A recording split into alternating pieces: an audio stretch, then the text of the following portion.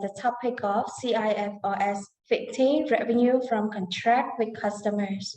On behalf of Kickbar, I would like to express my warm welcome to you all. We really appreciate you for taking your time off your busy schedule, taking part in our webinar today. Especially, we would like to pay our appreciation to KPMG Cambodia Ltd for the collaboration in this webinar. By the way, my name is Imen Chandapik, Kickbar Membership Officer, and I will be the MC throughout the course of this webinar. Before going further, I would like to cover some housekeeping rules here. First of all, participants will not be able to raise their question directly or verbally to our speakers. Instead, you will be able to write your questions into our Q&A chat room. And if you have any technical issues, please also drop your question in there. Our team will address those immediately. After the webinar, you will receive the feedback form from our team by email. The form will be open for 5 days. Its certificate and presentation slides will be sent to participants who attend this webinar within 5 working days after completing the feedback form. Be informed that the webinar slide will be provided to all the participants who successfully complete the feedback form. However, each certificate will be issued to Kickbar member only. On the other hand, there will be the links of our Facebook page and Telegram channel in the chat room. You can scan the QR code in the bottom of the slide to join our channels as well. So please make sure to follow our both pages in order to get more information about Kickbar. Thank you. Well, I would like to guide you through our agenda. Today, it is an honor to have our expert speakers, Mr. Lo Sikit, Director Audit and Assurance Services of KPMG Cambodia Ltd. He has over 10 years of audit experiences in Cambodia and Malaysia, involved in a wide range of industry covering financial services, manufacturing, real estate, which includes the statutory and special audits of local and multinational clients.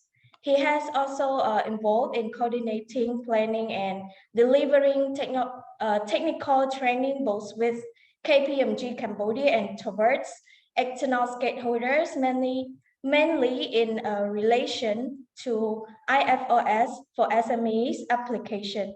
He also served as Chinese global practice leader in Cambodia. Our second speaker, Mr. Yam Longdi, is a Director, Audit and Assurance Services of KPMG Cambodia Ltd. He has over 10 years of audit experiences with 2 years spent on secondment to KPMG in the United States. Mr. Longdi has a wide range of experience in auditing and financial statement of companies in financial service sectors, including banking, microfinance, institution, and insurances, as well as other sectors, including manufacturing, trading, and not-for-profit organization. In addition, he also involved in internal and external training courses to help others benefit from his experience and knowledge, including audit methodology, CISA, CIFRS, SMEs, and risk management.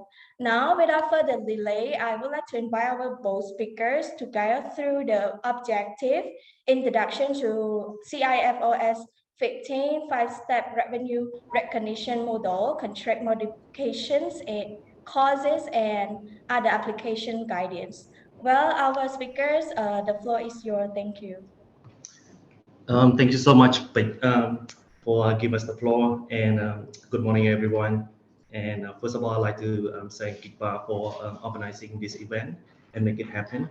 So hopefully we can really make this event a really fruitful morning today for the standard CIFRS 15 revenue from contract customer.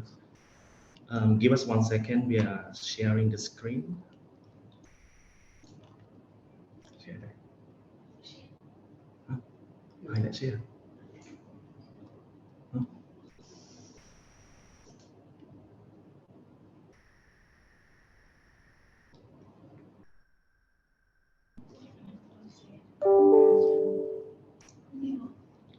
Okay, so everyone can see the screen, all right?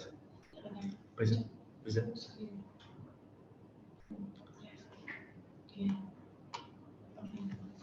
Okay, our topic today, we talk about the revenue from contract with customer.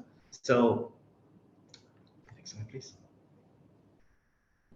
Okay, so the background, thank to Kickbar, we go through this already, and we have the same housekeeping rule, similar to Kickbar. So hopefully you can just take yourself out from the normal work schedule and focus on this training today. So hopefully all the email, phone, and any messaging tool is turning off. And if you have any question, please feel free to drop those questions in the chat box. And our team will collect those questions and go through those after a few sessions of our time. So the agenda today that we'll be covering for IFRS 15, we will be talking about the objective of the IFRS 15, and we will do the introduction to IFRS 15. So this course is intended to just provide a baseline training and understanding and introduction to the IFRS 15. So if you have any questions surrounding like the basic understanding, please again drop it to the chat box. We will be go through the 5-step revenue recognition model. Among that, we also go to the contract modification, contract cost, other application guidance, and including the presentation and disclosure in the financial statement itself. And the last section that we will do, we try to spare at least for 30 minutes to 45 minutes for the Q&A question, so that you can get out all of your answer if you have any question at all. Okay, so the objective of the 5-step model. So as you understand that we have been moving to the IFRS 15 for quite a number of years now, and the 5-step model is a not so new revenue standard. So the objective of this course would be to walk you through what is the 5-step in the revenue recognition and measurement, what is the key challenge and the business impact in applying the revenue recognition. Because some of the company would selling a service or a product that would recognize the revenue at a point in time, or some of the company like construction company would do it over time.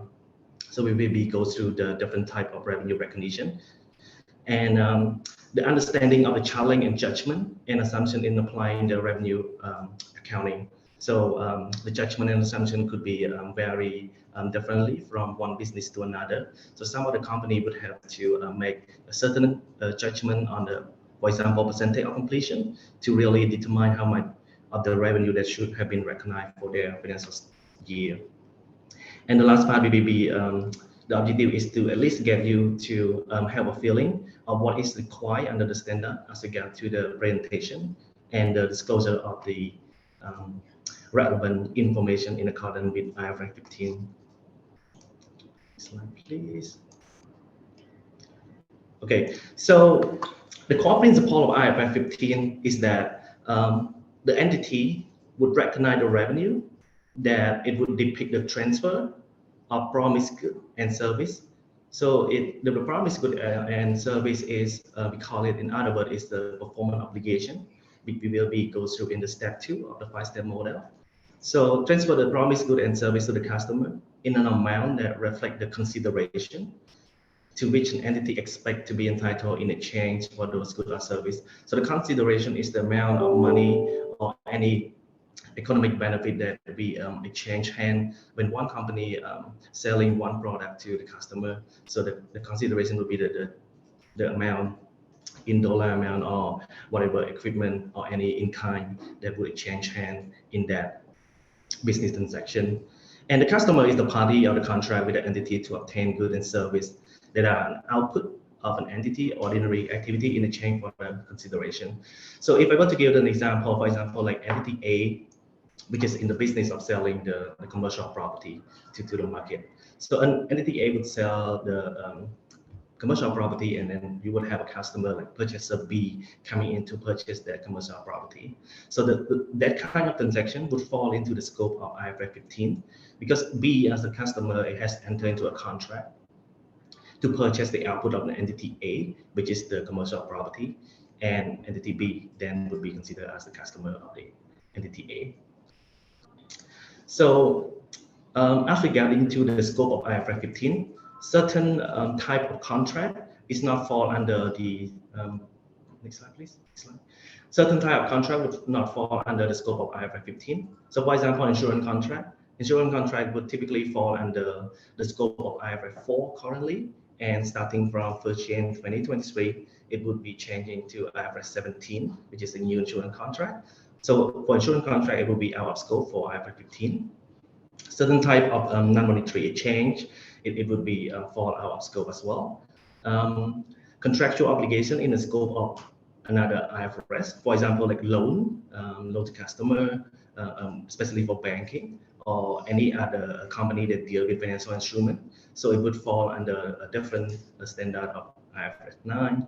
And if you have a lease agreement, that would also fall differently into the lease standard, which is IFRS 16. So these are some of the scope, our scope standard that's not covered under IFRS 15. So the in scope, what is IFRS 15 apply?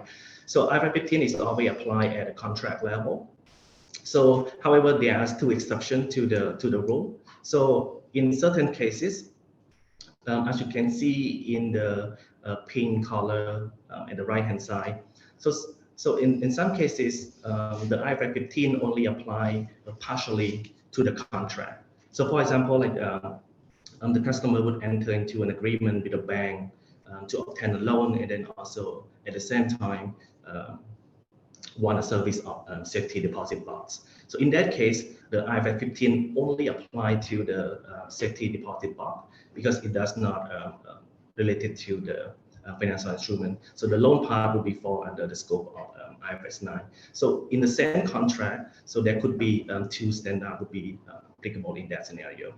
And the second exception where the IFRS 15 would allow the entity to apply the revenue model to a portfolio of contract. So if you have like a portfolio of contract, like contract 1, 2, 3, and 4, which is similar, and it would be beneficial to the company to apply the same definition of recognition and measurement to that contract, because after the company make an assessment, it's not materially different in terms of accounting treatment. So you can group certain type of contract into a portfolio, and you just apply one kind of revenue model to recognize the whole portfolio of the contract.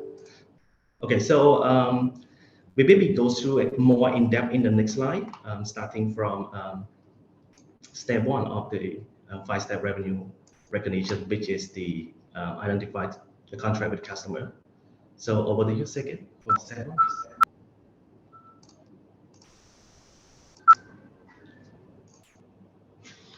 Okay. All right.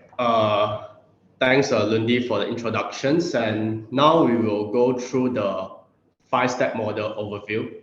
So basically, IFRS 15 was update from the previous revenue recognitions. So it actually introduced this so-called 5-step model to ease the financial users to understand how the revenue models works. So we will look at it step by steps. So for the first one is identify the contract with a customer. IFRS 15 actually emphasize that it need to be a contract. So long there is no contract exists, the revenue should not be recognized. The contract can be a written agreement, even an oral agreement, or implied by an entity's customary business practice. We'll talk a little bit more about that later. Second step, we'll move to identify the performance obligations. And in these steps, I want everyone to remember keywords in this IFRS 15 called promise. So basically, performance obligations means a promise to your customers. It is a unit of account for all the revenue recognitions. Then we will move to the third step. After we have the contracts, then we have the performance obligations identified, then we will determine the transaction price. The transaction price is the amount an entity expect to be entitled to receive for delivering the goods or service promised in the contracts. After you have all these three elements, then we will now allocate the transaction price. So the transaction price will be allocated based on what we have determined in step 3 to every PO performance obligation that we identified in step 2. Then at the last, on the step 5, we will then recognize the revenue accordingly based on what we have identified the performance obligations and also the transaction price being allocated. Next, please. So step 1, we will going to identify the contract with the customers. You will ask, what is contracts? Contract is basically a contract that entered between the entity and the customer with the enforceable rights and obligations. A contract is defined as an agreement between two or more parties that create enforceable rights and obligations. It can be written, oral, or implied by customary business practice. So for example, let's say you as a customer, you walk to a phone shop to buy an iPhone, and then you didn't sign any contract for that purchase. However, under the CIFRS 15 definition, it will still consider a contract because the transaction creates enforceable rights and obligation between you, the customer, and also the phone shops. Next, please.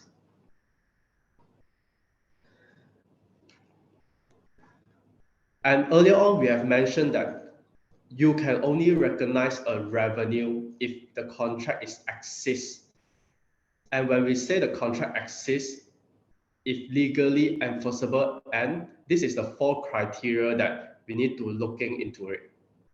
So for the first one will be the collection of consideration is considered probable. So you were expected to collect the money from the contracts. The second criteria will be rights to goods or service and payment term can be identified. And third one is it has a commercial substance. And number 4 is it is approved and the parties are committed to their obligations. So if one of these criteria does not met, then an entity basically cannot proceed to the next step, to like the step 2 to step 5 that we have mentioned earlier. So I would like to give you an example following the one we have mentioned earlier to buy a phone. So basically to buy a phone to the in the phone shops, first of all, the collection of consideration is considered probable because we will pay the money to the shop via credit cards or ABA payments. So the first criteria met, it is collectible. Second is we as a customer, we want to buy the iPhones and the shop in exchange for the cash. So now the rights to the goods or service and also the payment term can be identified. Then it has of course, it will have a commercial substance because I as a customer, I want to buy the phone, and the shop as a seller, they want to sell the phone. There is a commercial substance and agree by the price by both parties. And number 4 is approved and the parties are committed to their obligations. One buy and one want to sell, then both are approved accordingly based on the contracts. Next, please. So after we identify the contracts, and standards actually allow us to combine the contract as a single contract if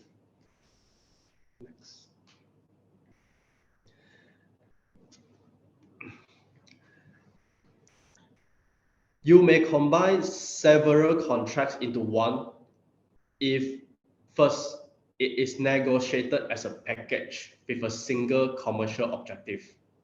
Second is the consideration in one contract depends on another contract. The third one is goods and services are a single performance obligations. Next, please. Okay, so we will have one example like how how can we combine the contracts to one? First, we have the first contract that the entity A enter into a contract to license its software to customer B. So in layman term, that means I will license my A will license the software to B. Then 3 days later, in a separate contract, A agreed to provide a consulting service to customize the software to B. And B will not able to use the software until the customization service are completed. Okay. Next. So we were able to determine that the two contracts are actually combined because they will enter into at or around the same time with customer B. So just now we mentioned that the time frame is only like within 1 week, and the goods, which is the software itself, and then the service, which is the customization itself, are provided as a single package. The customer will not able to use the software until the customization done. So we will determine that as a combined contracts. So we will have a knowledge check. I think throughout the section, we will have around 10 knowledge checks. It will be good that you can read the questions and then you can answer in the chat box. So it's more like interactions. So first one, which of the following is not required characteristics for a contract to exist for purpose of applying IFRS 15? Can we get any answer?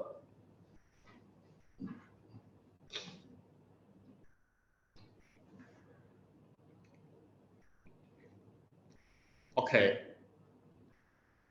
Yeah, I think most of you take it correctly. Yes.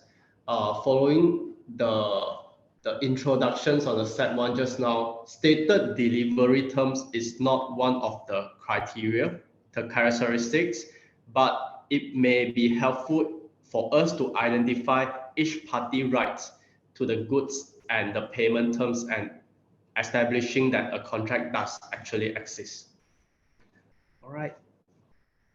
So the step one, we are almost there. So the key points to remember is first, to recognize a revenue, it needs to be a contract. Second, for a contract to exist, it needs to be legally enforceable and all four contract identifications criteria must be met, which is right to goods and services and payment can be identified, is approved, collection is probable, and it has a commercial substance. And then after we have one contract identified, we may also able to combine the separate contract if the criteria are met. The criteria are it is negotiated as one package with a single commercial objective. Consideration in one contract depends on the other contracts. Goods and services are a single performance obligations. Then we will, after we identify the contract with a customer, then now we discuss how do we identify the PO, performance obligations, in the contracts. By definition, performance obligation is an implicit or explicit promise within a contract to transfer distinct goods or service to the customer. It is different from the previous revenue IAS 18. We are more put very high weight on the so-called risk and reward. This so-called performance obligation PO is the most important words in IFRS 15. Okay, so it is a promise. And how do we identify whether is it a distinct performance obligations? So we have actually two criteria introduced by the standards. First, A good or services is distinct if it meets two criteria. First criteria is capable of being distinct.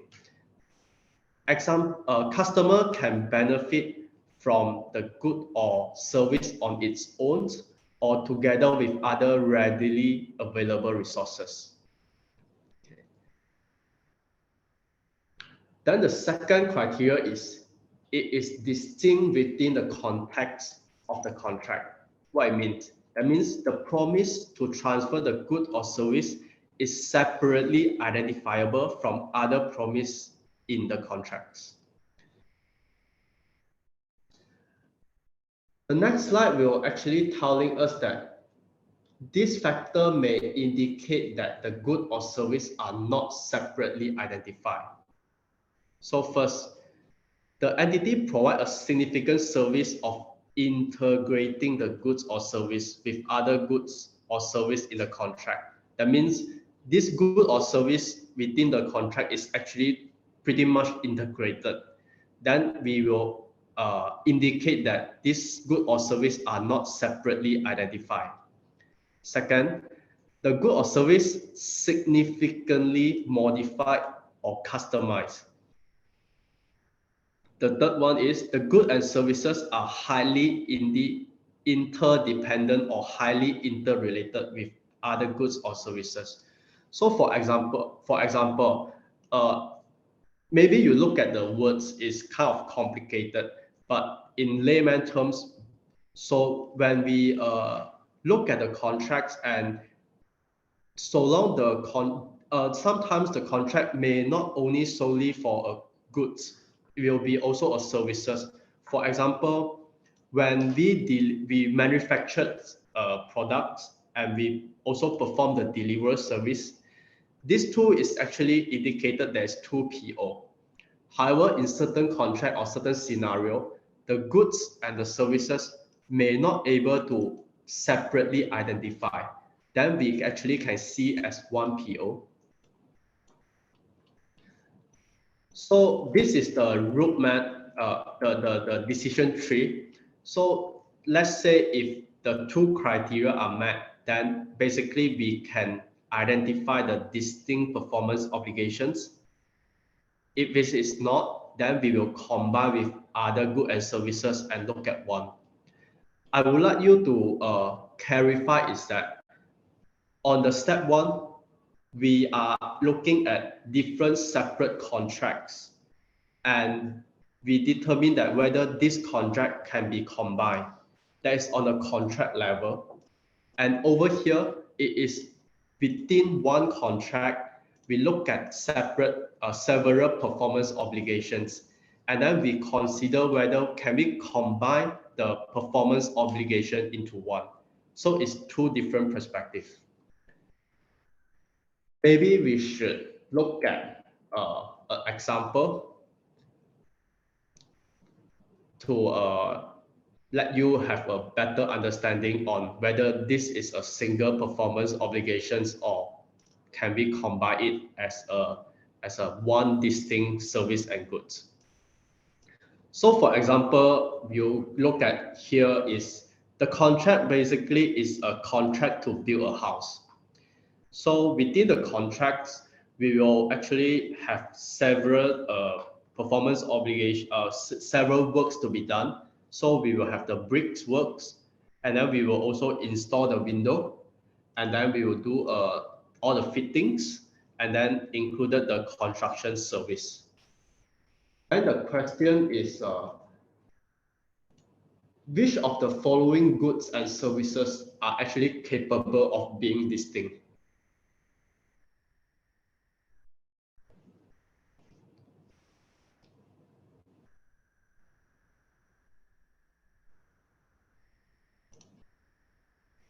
Okay. So we have some answer coming in. We have some mention is or, and some mention is D itself. Okay, then we go to the next. So basically within that construction of the house, all of these are actually able to being distinct, because like the bricks can be a bricks supplies, it can be a distinct goods revenue. Window installation, it can be a distinct distinct service. Fitting itself, it can be a distinct service itself.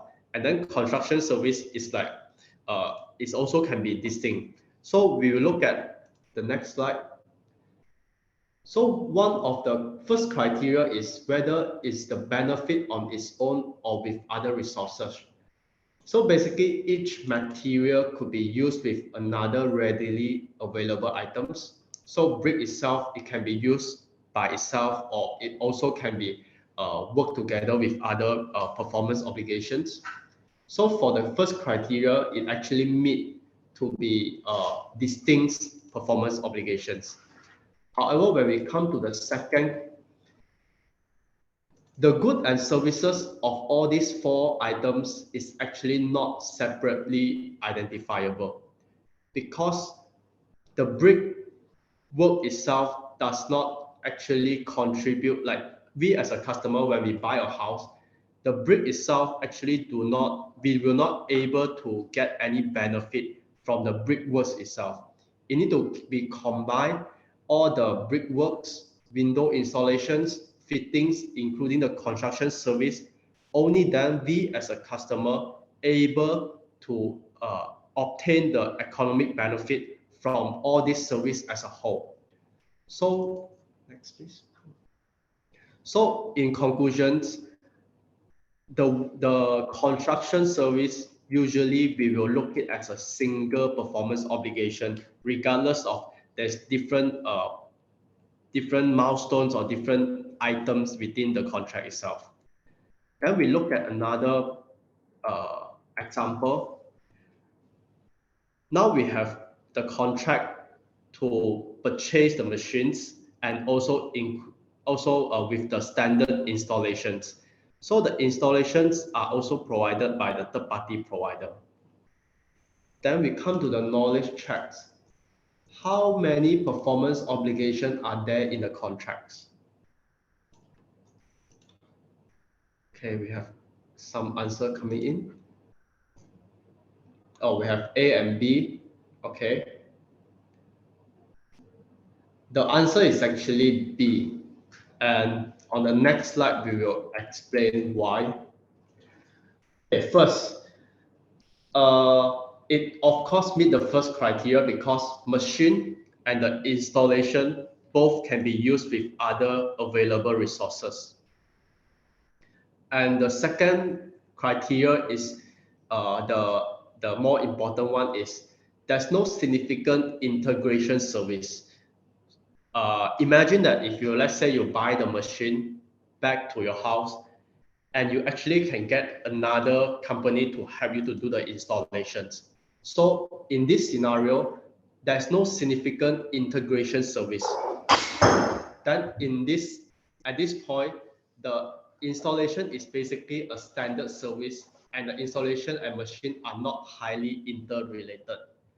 So for a company, let's say you are selling machines, then likely your performance obligation to your customer, it should be separate to two performance obligations. And then these two performance obligations need to recognize accordingly at different point in time or point over time. Okay. Then we just now mentioned single PO and then multiple PO. Then now is a series exceptions. So a series of distinct goods or services is treated as a single performance obligation if all the criteria below are met. First, the distinct goods or services are substantially the same. Each distinct goods or service is satisfied over time, and same pattern of transfer for goods or services, then we will see as a single performance obligations. Okay, let me give you an example. This example will be like a common example is the cleaning service. So cleaning service most of the contract, the cleaning service will offer, let's say, like a 2 years period, and then they will provide the cleaning service for 2 years, maybe different people to help you to clean, but generally it's a cleaning service. So we will see that on a monthly basis, this cleaning service is separately distinct service, but is substantially the same for the 2 years periods. Then second is this every month cleaning service is actually satisfied over time, and then it will be the, of course it will be the same pattern of the transfer of the service. Then throughout the 12-month 2 years period of this cleaning service, we will see that as a series of services to be treated as a single performance obligations. Okay, so step two, key point to remember is basically, first we need to check if the PO is a distinct performance obligation, if they have meet the both criteria. First, being capable of being distinct. Second, distinct with context, within the context of the contracts. Then come to the series guidance. Let's say if the series guidance are met, that entity is required to account for a series of distinct good or service as a single performance obligations.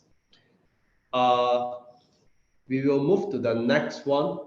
Then we have Lundi to discuss how to determine the transaction price and to allocate the transaction price.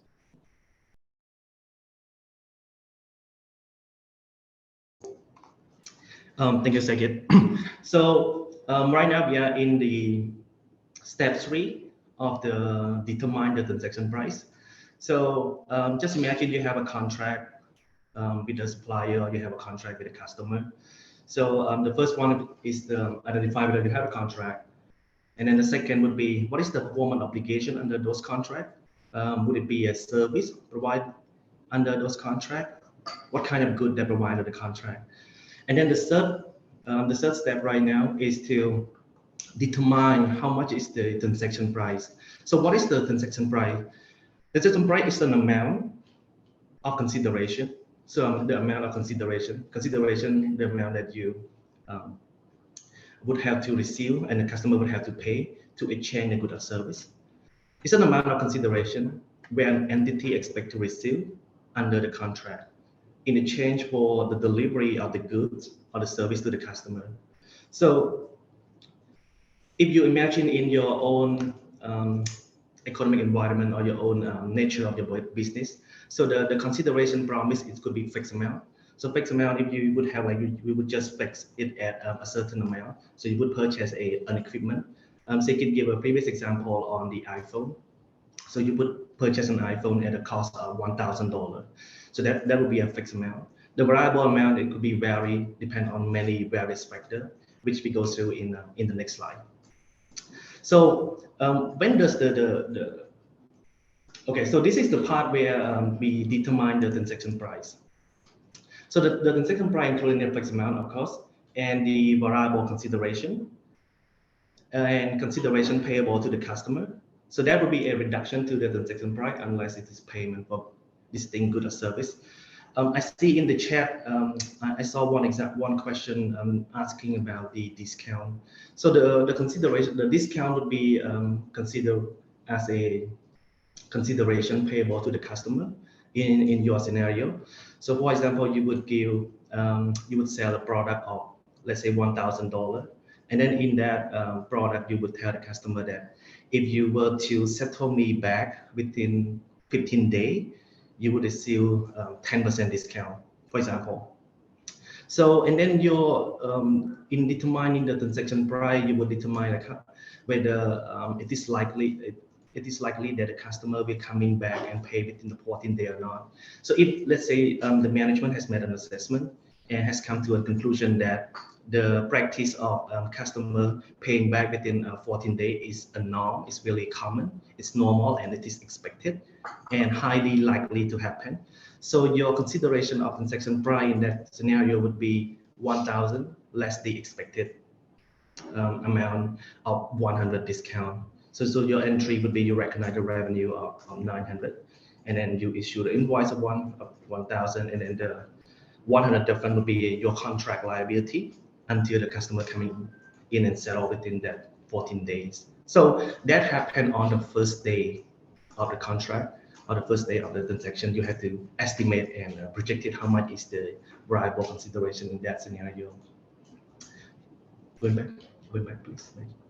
So, and also the transaction price include the significant financing component. So it could be there's a lag in timing of payment of more than 1 year. There could be a lag in timing of delivery the good or service. So we will go through the detail of the significant financing component later on. And sometimes you also receive like a non-cash consideration as well. So the non-cash consideration, anything that is not cash related, so in kind, it's like I sell you the goods, so in return I do not receive the cash, but let's say I sell the good to a cleaning company, and then in return the cleaning company would have to provide me the cleaning service for the next 12 months. So for that example, so there's no cash in the transaction, so the goods and the service is exchanged in a non-cash consideration manner or fashion. So that is something that we will be looking to as well. And remember one thing on the non-cash consideration, on the date that you have certified the performance obligation, we have to measure the non-cash consideration at fair value unless it is not or cannot be measured reliably. Next slide, please. Okay, so the variable consideration, it can be a discount, similar to my example previously. It can be a credit, give a certain credit back to the customer like an incentive, a performance bonus, and many more. Next slide, please. So when I'm discussing about the variable consideration, we typically using the estimate. So let's just going back to my example previously where the customer would receive a 10% discount if they were to make the payment within the 14 days. So in that kind of scenario, you would have to make an estimate whether will the customer pay in 14 days, and how much percentage do we expect that to happen. So that's why in the standard you can estimate the variable consideration using two approach. So the first one is the expected value. So the expected value, it has the word expected in the name. So the expected is the portion where we have to do the probability weighted. So it's a series of many scenarios that could happen. And then based on your study, based on your experience, you have to come up with the probability of that outcome. So by definition, the expected value is the sum of probability weighted amount of a range of possible outcome. So which means you would add up all the possible outcome together to estimate how much is the variable consideration. So let's say in the previous example, you would expect saying that 80% of the customer would coming back to pay within 14 days. 5% would pay within after 14 days to 30 days. Another 5% would pay from 30 days to 60 days, and another 5% would pay more than 60 days. So that would be the study conducted by the entity or the management to really estimate how much should be the amount of the variable consideration related to that discount. So then you add up, you multiply the 80% by the amount in that scenario, and then 5% by different amount. So then you would get to the expected amount that you have to deduct from the selling price to get to the consideration that we would be putting in our revenue recognition. The second point on the method to determine the variable consideration is the most likely amount. So the most likely amount is different from the expected amount. It would take less consideration regarding to the probability. So the most likely amount is the amount where the entity consider all the possible individual outcome from a smaller range comparing to the expected value. So the method is for most likely amount is most appropriate when dealing with a small number of potential outcomes. So for example, for maybe for those under construction company, you would see a lot whereby you receive a fixed dollar amount if you can complete the project by an agreed date or within the deadline. So which means if the company would construct the building and within the agreement with the customer, they agree that if you can construct the building on time and launch it on time, you will receive an additional bonus of X dollar amount. So in that case, it's the consideration of the most likely amount would be either the company complete the building on time or not. So it would be either or. So which means if the company complete on time, you would recognize the whole amount. If the company does not complete on time, you would recognize zero. So that would also go back to the study conducted by the management and the estimate that the management had to make along the way to really determine whether it is likely or not that the company is going to complete the construction of the building on time. So that's what it meant by most likely amount. Okay. So here in this example of a construction or building of a flight or a jet. So in this example, the company A entered into an agreement with the company B to build a jet. So in that agreement, as you can see the transaction price, so a fixed amount of $100 for the whole construction of the jet, and a completion bonus of another $100 if the company would deliver the jet by the expected timeline, 25th. So the completion bonus in this scenario would be a variable component, as it is contingent whether the company would be building the jet on time or not on that specified date of 25th of whatever month in that scenario. And then the third component is the performance bonus. The performance bonus in this example is ranging from $0 to $100, depending on how many flights that the jet take in the first year of service. So in this case, you just imagine that a company A would enter into a contract with company B and say that after I completed the building of the jet, I will still be entitled to a first year flight taken by your jet. So that is an agreement. So in that scenario, the performance bonus is also variable because it's based on the number of flights that the jet will take. So it could range from 0 to 100. So in the worst case, like COVID hit, so you would have no flight at all. So it would be literally 0 during maybe 2020. So that is the variable component in this arrangement.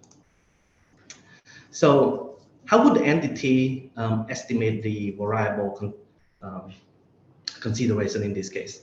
So just like in the slide, the completion bonus, it will be using the most likely amount, because there are only, frankly, two possible outcomes: whether you complete it on time or you cannot complete it on time. So it's just a difference between either it is 0% or 100%. So in this scenario, so in this case, we would apply the most likely amount based on the company estimation or judgment, and then to determine like what is the most likely amount to be happen in this scenario. And for the performance bonus, the entity would use an expected value to calculate it, because there are a range of possible outcomes. So for example, the company could conduct a study and then they coming back and say that the possible of taking 50 flight taking 50 time would be 50%, 75 flight would be 20%, and one flight would be 30% for the rest. And then you would multiply those together and add it up. So you would get a expected value of the performance bonus in this scenario.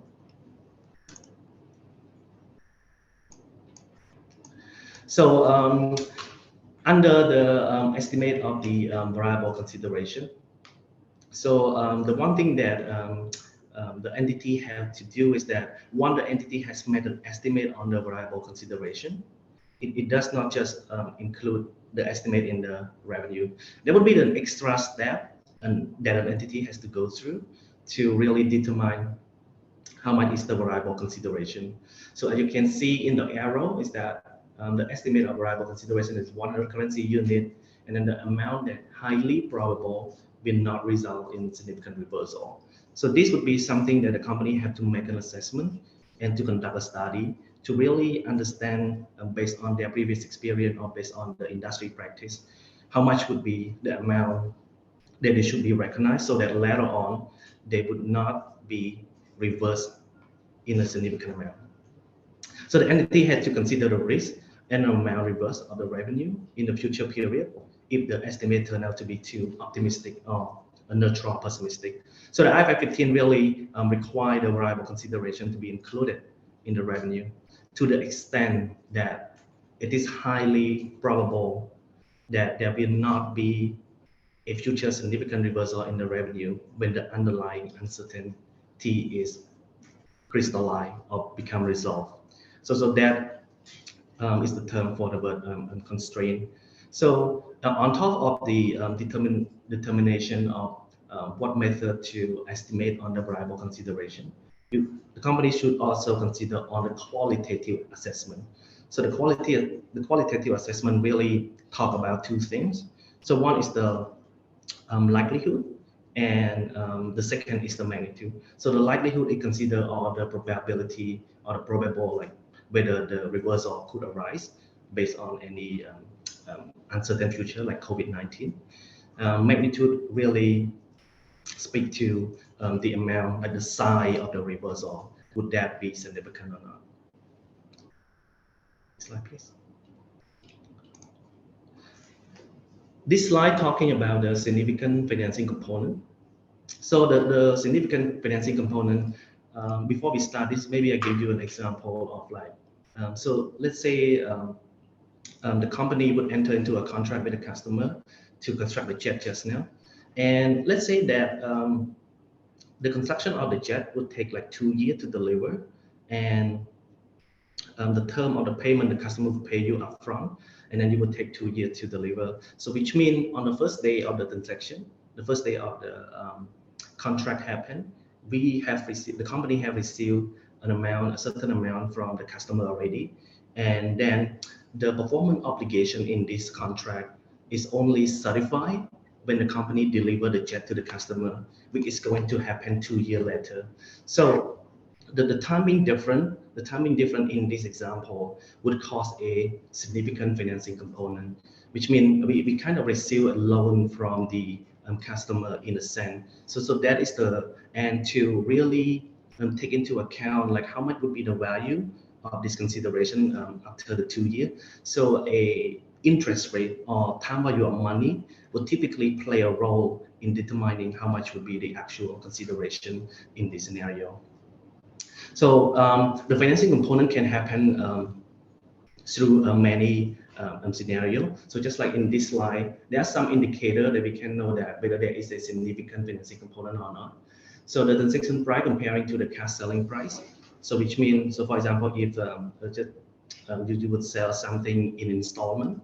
So if you sell a phone in installment, you can tell the customer that you either going to pay for the iPhone at $1,000 now, or you can pay it on a monthly installment of $100 per month within the next 24 months, for example. So there will be a difference between a transaction price of $100 per month multiplied by 24 versus the cash price that we're getting right now. So the period of payment between the payment and delivery, just like the example that I raised previously on the construction of the jet, and any other term that you would feel that there is a lag in the term of payment and the completion of performance obligation, or there would be a difference in price between the cash selling price and the transaction price. So whenever there is a significant financing component, the time value of money is in question. So, and then the company would have to account it for those considerations using the discount rate. So the discount rate would be a rate that should reflect a separate financing transaction between the entity and the customer. So the discount rate will typically depict the credit characteristic, right? So if you would enter into an agreement with the customer that they will pay you on an installment basis, and based on your understanding of the credit risk of the customer, you would feel that a certain percentage would be the most appropriate in that scenario. So you would have to determine based on your historical experience with the customer or historical experience with that kind of transaction to really determine what is the discount rate. So the discount rate is just between the entity and the customer. So there is a practical experience. So practical experience meaning that there is a leeway to ease the implementation of this significant financing component. So in this scenario, the practical experience, the standard actually allows for no adjustment required if the period between the performance and the payment is 12 months or less. So in other words, is that so as long as the payment and delivery of the goods or the service within 1 year, so the entity can choose that practical experience. So as I mentioned earlier of the construction of the jet. So let's say that the construction only lasts for 6 months or under 1 year. So technically you don't have to really account for any significant financing component because it is a practical experience that we can exploit under the standard. Okay, so after going through all the consideration, we come to another knowledge check. So which of the following factors would an entity consider when determining if there is a significant financing component in the contract? So probably take 1 or 2 minutes read through the answer A, B, C, and D, and please drop your answer in the chat box.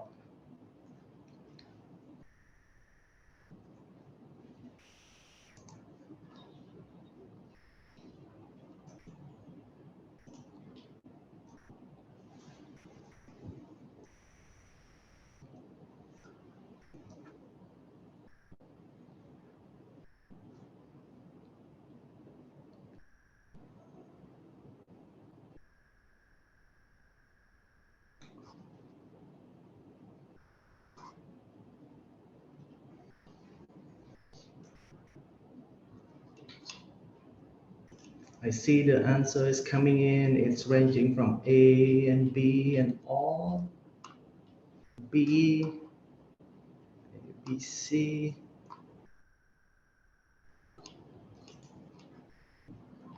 Okay, so I think we get quite a number of response already, which is ranking mostly on A and B. So when determining the significant financing component, just like discussed previously, so the expected length of the time between the transfer of good and service and the payment is always your consideration, or with the company consideration, whether there is a significant financing component or not. So to me, my rule of thumb is always my question would go to is the transfer of goods or service or certifying performance obligation is more than 1 year or less than 1 year. So if it is more than 1 year, there is a significant financing component that we have to factor into consideration of the determining the consideration of the contract. But if it is lesser than 1 year, actually we should also consider significant financing component as well. But you have a choice of choosing the practical experience, which is not to account for the significant financing component. So that is a choice to the company. It does not mean that you cannot accounted for the significant financing component for the contract that is lesser than 1 year, but it's the management decision and judgment that you want to apply the practical experience. So just remember the expected length, the difference between the time is the consideration when we want to determine whether there is a significant financing component or not. So the key point to remember in step 3, the transaction price is an amount of consideration that the entity would expect to receive under the contract in exchange for delivering good or service. And then the transaction price, it would be ranging from a fixed transaction price to variable transaction price, and the consideration payable to customer in the form of a rebate, a discount, the non-cash consideration, variable consideration obviously, and the financing component. All right, so we finished the step 3 in the process. So we already determined the PO, performance obligation. We go through for PO for short, and we determined the transaction price for those performance obligation. So now we in the step 4 where we have to allocate the transaction price to those performance obligation. So just imagine if you only have one performance obligation, and the price is for that one performance obligation. So the allocation of the transaction price is literally not that complicated, but sometime in your contract you would have more than one performance obligation. So that's where the complication of the standard come about. So the allocation of the transaction price to the performance obligation, you would allocate it based on the standalone selling price. So for example, you would have like a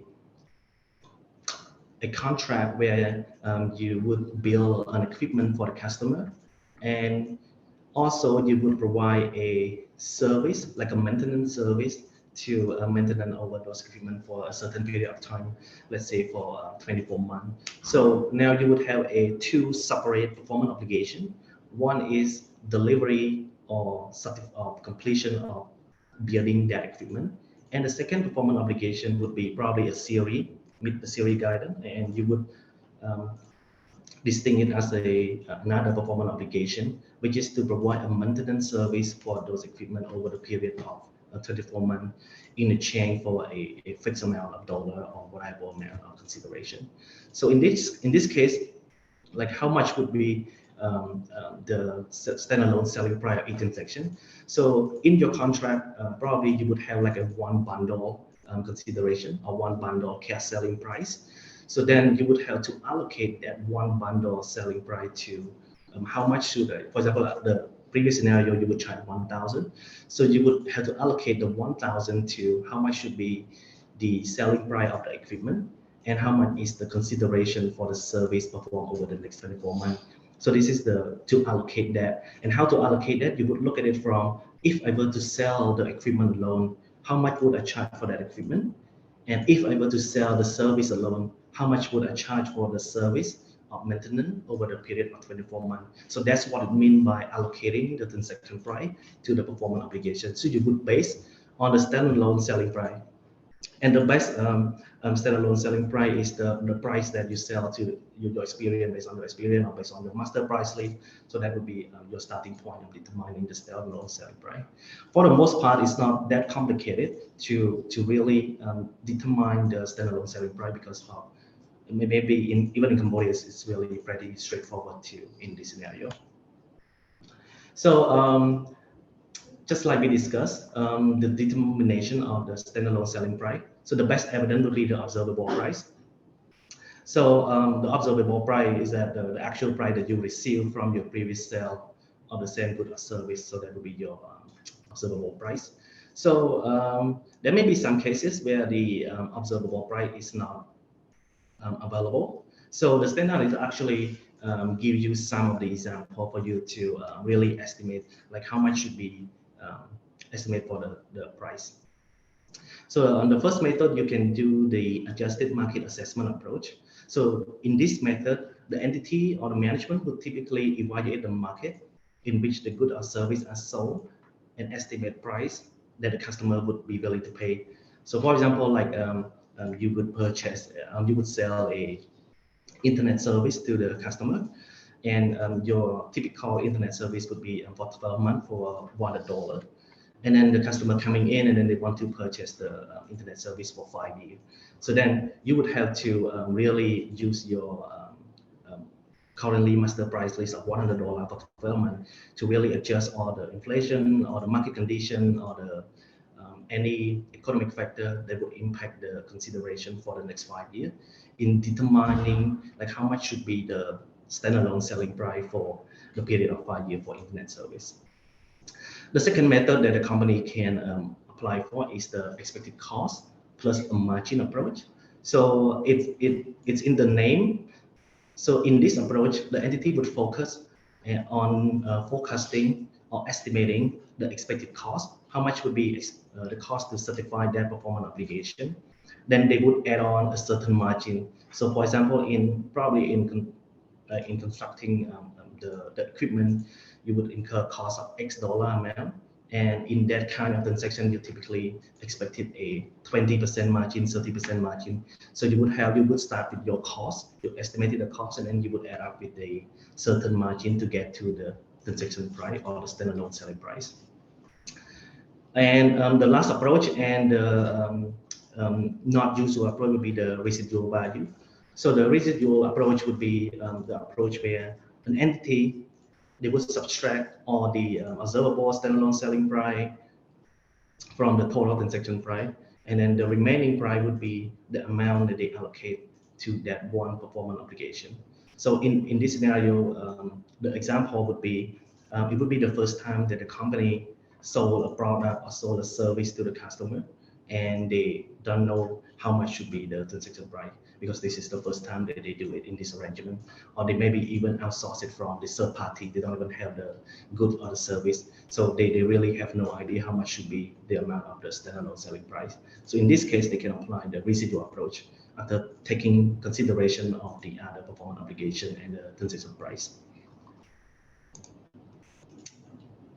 Okay, so we are now at another knowledge check in the allocation of the transaction price. So which of the following is correct as it relates to allocating the transaction price to performance obligation under IFRS 15? So there's only one right answer. Please put your answer in the chat box.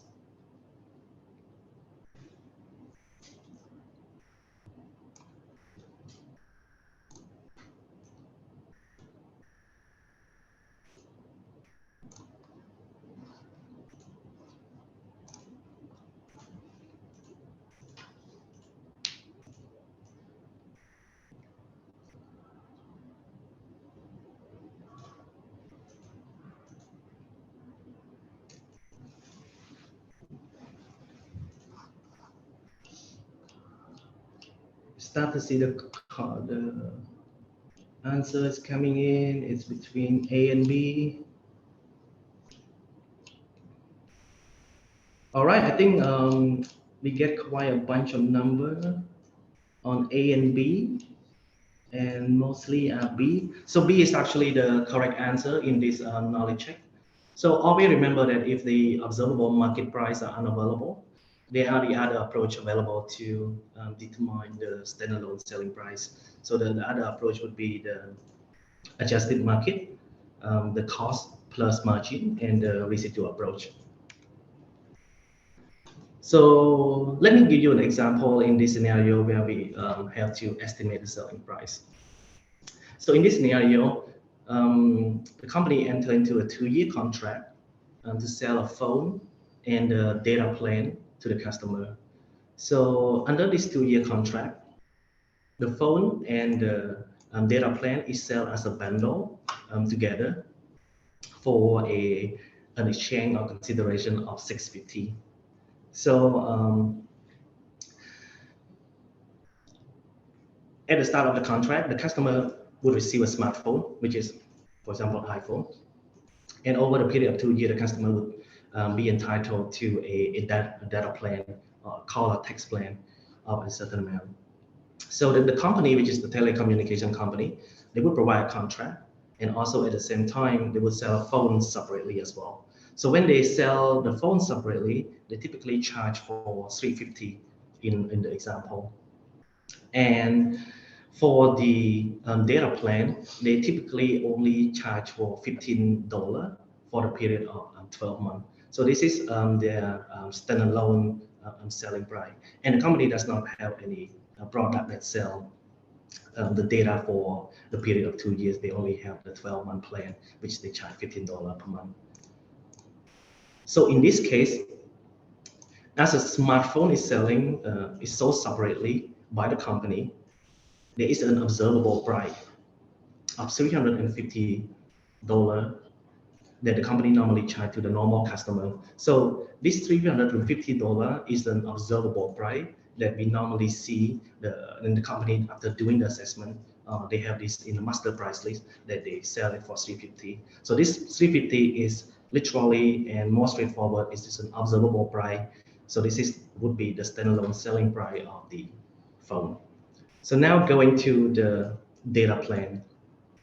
So for the data plan, the company would use the 12-month plan that they charge at $15 per month would be as the basis, and then they would make an adjustment to estimate the selling price for the 2-year plan under the contract. So an estimation in this case, they would just simply take $15 per month multiplied by 24 to get to how much would be the data plan for the period of 2 years or 24 months. So therefore, in this scenario, the technique that the management used in order to get to the amount of $360 is using the adjusted market assessment approach, which is they use that 12-month plan at $50 per month to adjust for how much should it have been for the 24-month plan at the same $15 per month.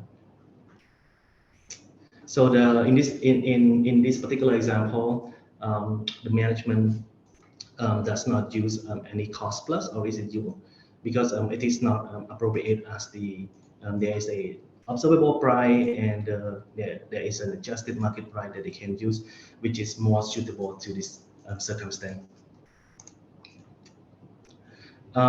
So this after we determine the standalone selling price, so this is how we determine how much would be the price for the phone and how much would be the price for the data. So always remember, because the timing that we certify the performance obligation and the obligation on its own, there's like 2 distinct obligations.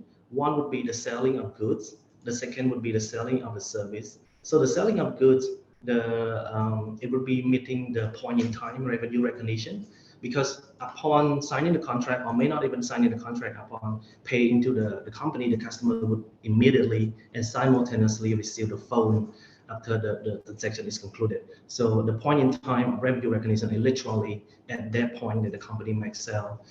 Whereas the revenue recognition and the period that the revenue should recognize for the data plan is over the period of 24 months, because this is the plan they will be provided to the customer and cover the coverage of 24 months. So the monthly revenue recognition will be applicable to the data plan. So in this case, on the first day that we have concluded the transaction where we sell the phone to the customer, the amount that we should recognize as a revenue for the phone is the $650. So the $650 is the actual cash that the company received on day 1, and then you would multiply by the standalone selling price of $350 and divide it by 710. So the 710 is the add up of the $350 and $360 to get to the $710.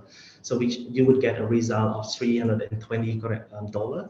So that would be the amount that the company will recognize as their revenue on the book for selling the phone. And the same way of allocating to the data plan apply.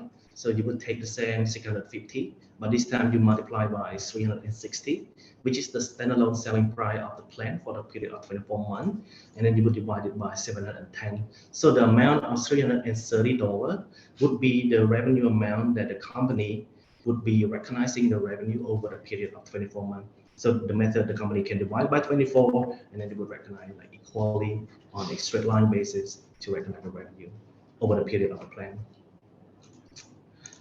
All right, I think we go to the end of the step 4 in how we allocate the transaction price to the performance obligation. So some of the key important points that I want you to take away with it in terms of allocating the transaction price is that the transaction price is allocated to each performance obligation, right? So after we need to really go down and really identify like how many performance obligations under that one contract. And after we identify the performance obligation, we have to match the transaction price to that performance obligation. And the determination of the transaction price will be based on its standalone selling price. For most cases, if you only have one performance obligation, it's literally straightforward to determine the amount of the transaction price. So it just apply that to your performance obligation. So, and another important point to remember is that when an observable standalone selling price is not available, there are 3 more approach or method you can use to determine the standalone selling price: the adjusted market approach, the expected cost plus margin, or the residual approach. So the residual approach can be used in a limited circumstance because it, in my experience, honestly, it literally you would have all the standalone selling price, so you wouldn't be facing most of the time the situation where you cannot determine how much would be the amount of the standalone selling price. So we'll move to the last step of the five-step revenue model, which is probably also the most important step as well, regarding the revenue recognition. Over to you, Sigurd.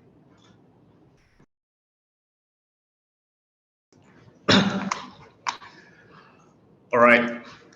So basically, we have go through the four-step understandings.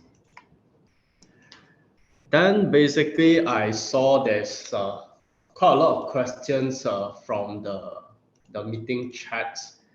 I think certain question we were able to answer from on this step itself. So after we have identified the contracts, we identify the PO, we know how much the transaction price, and we do the allocations. Now it is the timing that how and when do we recognize the revenue. So this is the decision tree. First, you will ask yourself whether the control transfer is the performance obligation satisfied over time. If it's yes, then you would identify an appropriate method to measure the progress, and you will apply the method to recognize the revenue accordingly for overtime. And if it's not, then you will recognize the revenue at point in time. We will go to the next slide to see IFRS 15. Basically, this is something very new for IFRS 15 compared to the previous IAS 18 revenue. Is they actually listed down 3 criteria for you to determine whether your revenue should be recognized over time or not. So we will look at this. A performance obligation is satisfied over time if either, so we have 3 criteria here. So long you meet any one, then your revenue should recognize over time. First is the customer simultaneously receive and consume the benefit as the entity perform. So for example, it will be like a cleaning service that we mentioned earlier, because you will simultaneously receive and consume the benefit when the entity perform. So it will be a routine or recurring. Second is when you enter a contract, then you identify or you assess whether the customer control the asset as the entity creates or enhance it.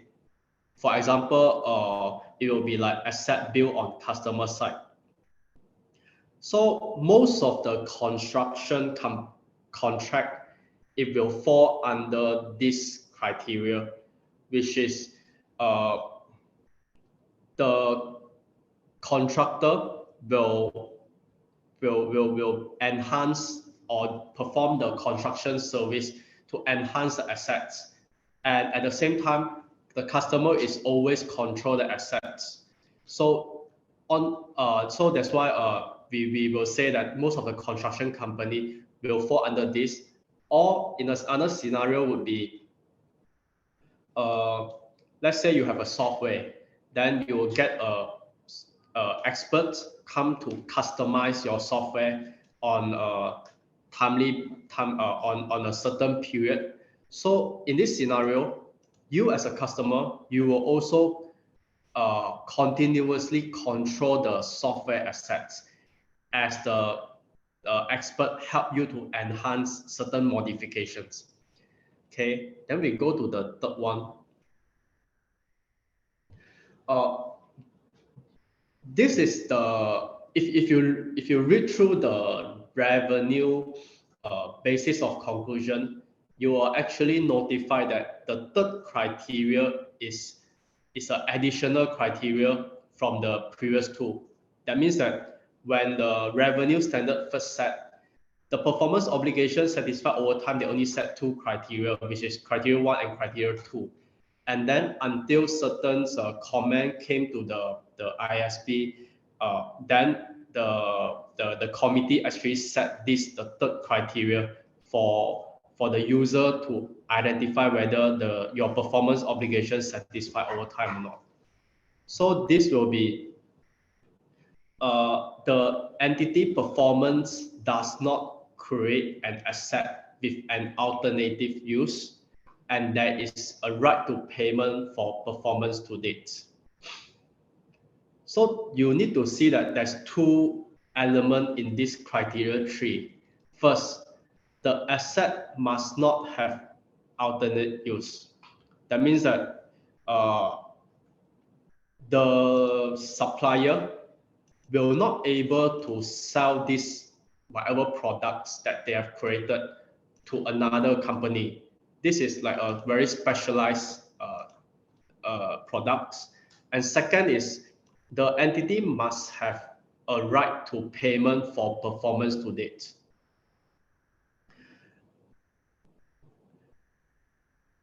So what it means the right to payment for performance to date. Let's say now I enter a contract, and then let's say a customer and a supplier enter a contract, and in the contract usually we'll see a terms called exit clause or so-called termination clause. And what if the termination clause mentioned that if customer would like to cancel the contract, they need to pay 10% of the total cost, or they need to pay whatever cost incurred up to date. So you need to, then we will, in the next slide, we will discuss about, is this a right to payment for performance to date? The answer is actually no, because right to payment need to include the so-called somehow a profit margin in the supplier's perspective. Okay, so we'll go through the overtime criteria for this example. So first of all, contract to build specialized equipment. And within this contract, the customer can cancel with 30 days notice. And then the right to payment to cover costs incurred if the contract cancelled. And it is a quarterly payment arrangement. So we are asking is, do the terms meet the no alternative use and right to payment criteria? First of all, yes, there's no alternative use because this contract is to build a specialized equipment, right? However, when it comes to the second point, right to payment, as mentioned earlier, the payment need to approximate a selling price of goods and service transfer to date. So, for example, is the payment amount should include at least the profit margin. So if let's say in this scenario, we are talking about to recover the cost incurred if the contract cancel, basically it doesn't meet the definition for right to payment. Okay, and then go back. So I would like to emphasize on so-called a payment arrangement because actually I saw there's a lot of questions.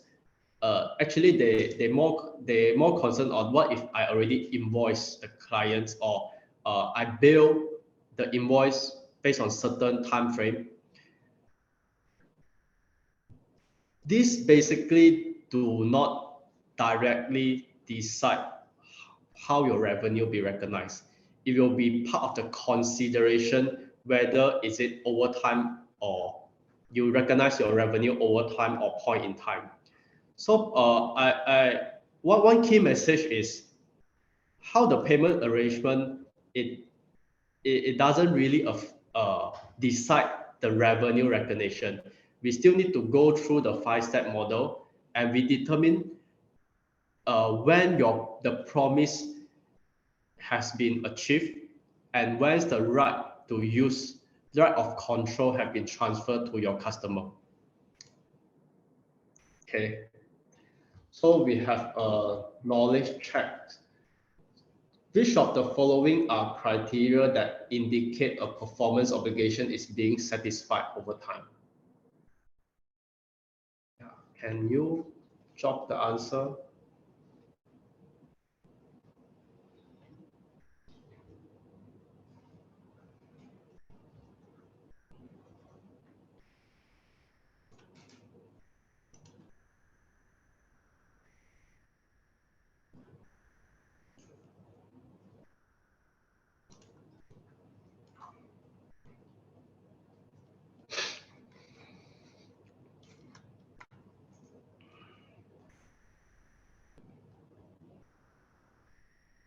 Okay, we have certain, we have few answer coming in. Then the answer is actually D. As you can see, the third is actually the criteria 1, and then the second is actually the criteria, the fourth is actually the criteria 2.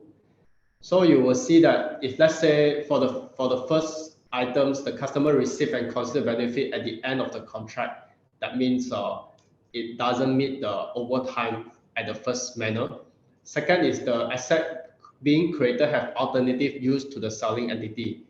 Then, yeah, this doesn't meet the criteria 3, which is it should not have alternate use to the selling entity. Okay, I would like to answer one of the questions on the land developer on a real estate perspective. Can we go back to the previous screen? Back. Yeah. Okay. So, one of the question is being asked like how to recognize a revenue for a real estate developer. So, I will tell you a general practice globally is the selling of the properties normally is recognized point in time. That means it's when you deliver the title or you possess the control to your customer, then at that point you recognize the revenue. Except for certain country in their legislations, they actually have certain so-called enforceable right to payments. Then they will able to satisfy the condition over the point, or satisfy the revenue, to recognize the revenue satisfied over time. However, there's no I cannot say this is either point in time or over time. The company need to assess the contract itself and also comply with the legal regulations. So far, what we have observed for real estate, based on the regulations and the contract that we have seen, normally there is alternate use for the property sale, because on a real estate developer perspective, if let's say a client cannot meet the financing payment, or they want to cancel the contracts, so and there is a normal conditions, normal circumstances that the developer itself would like to cancel this contract and then sell to another customer, right? So in this sense, most of the contract, I would say, does not meet the performance obligations satisfied over time criteria. Therefore, it should be recognized point in time. Okay, we go to the slides. Okay, so then we will, after we have determined that if we can recognize the performance over time, then we will decide what kind of method to use. So first we have so-called output method.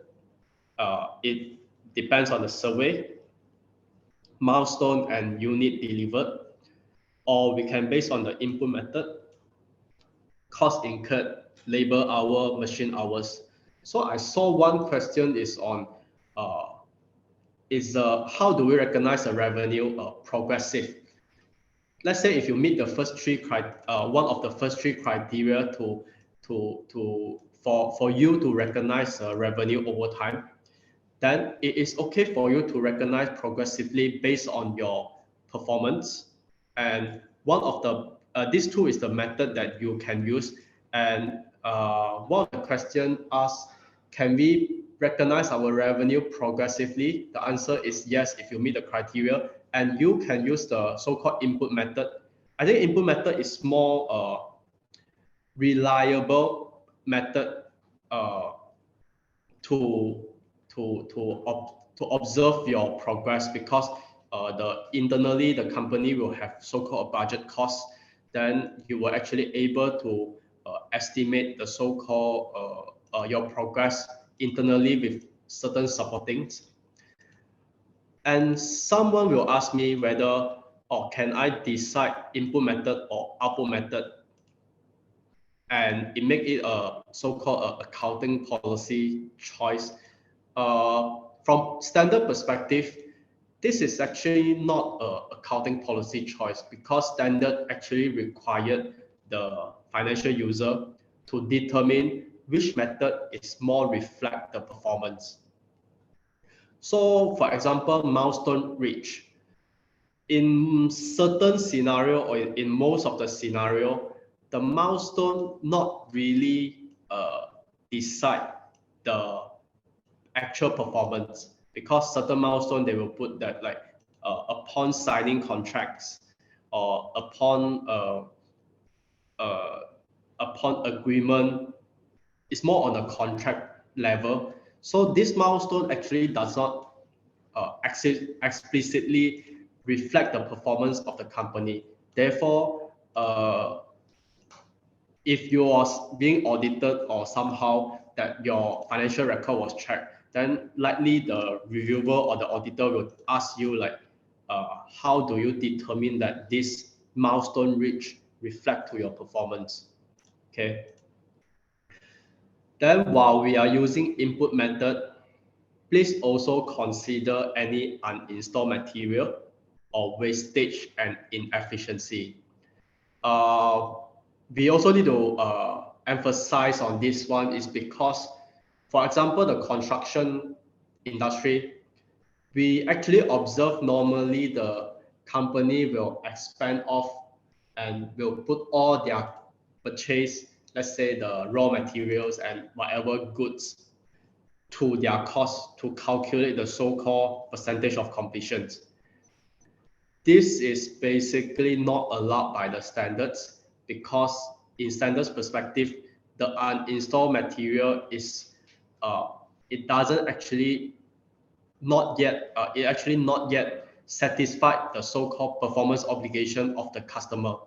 Then if you put this in, basically it will actually overstated your percentage of completions. And then the wastage and inefficiencies, basically it should not be considered inside the your percentage of completion. It should be expanded off whenever it's incurred. Okay. Then after we have determined how to recognize revenue over time, then we go to point in time. I think point in time, pretty much everyone is quite familiar. Is basically is the indicator that the control has transferred included the customer has a present obligation to pay. It's a legal type. You has a legal title. You have a physical possessions, risk and reward of ownership, accepted the asset. And somehow management need to apply judgment to determine that this point in time at which control transfer. This determination may be particularly challenging when there are indicators that the control has transferred alongside the negative indicators suggesting that the entity has not satisfied its performance obligations. Okay. So key point for the step 5 to remember is revenue is recognized over time if the overtime criteria is met. Otherwise, revenue is recognized at a point in time. So this is very different from the old standards or even the SME, is that you will first need to assess whether your revenue recognized over time or not. So if it's not, then you recognize your revenue point in time. And then second, for each performance obligation satisfied over time, and then the entity need to select the input method or output method to measure the progress. All right. So we roughly completed it's the introductions of the IFRS 15, and I would say there's a lot of still very complicated, and I don't think we can finish in 2.5 hours for the whole set of understandings, and there will be involved a lot of judgment. So we will first take a break, then later on we will cover maybe 2 or 3 more, and then we will introduce certain reading material for you to perform the understandings, and later on we will also answer your Q&A. Okay, we will back at 10:50. We have a 10 minutes break. Okay.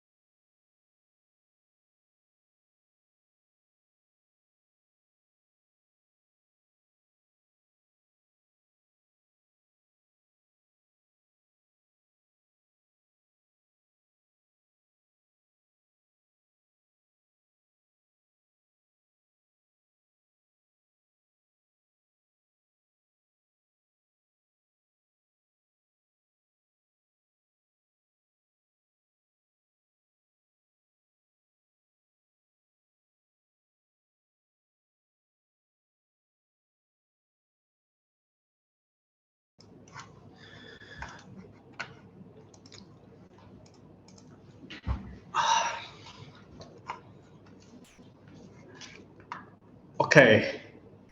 Hope you have a short tea breaks, and I think the slides will take another 40 minutes to go through, and then we will go to the Q&A sections.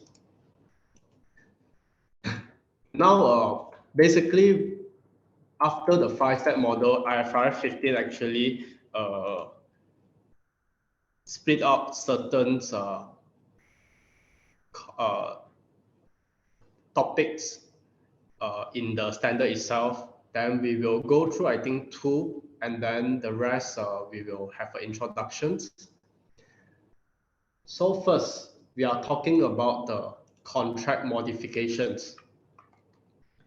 It's quite normal that after, for example, the long-term contracts, it's quite normal that the contract will have certain modifications. So first of all, we need to look at, once you enter a contract and you are in progress to recognize your revenue and in the operations, then when it comes to a contract modification, then we will need to look at, is the contract modification approved by both parties? If it's not, then basically we do not need to account for the contract modification until it's approved. And when we mention about the approved, and again, you will see the enforceable rights and obligation of the parties to the contract appear again.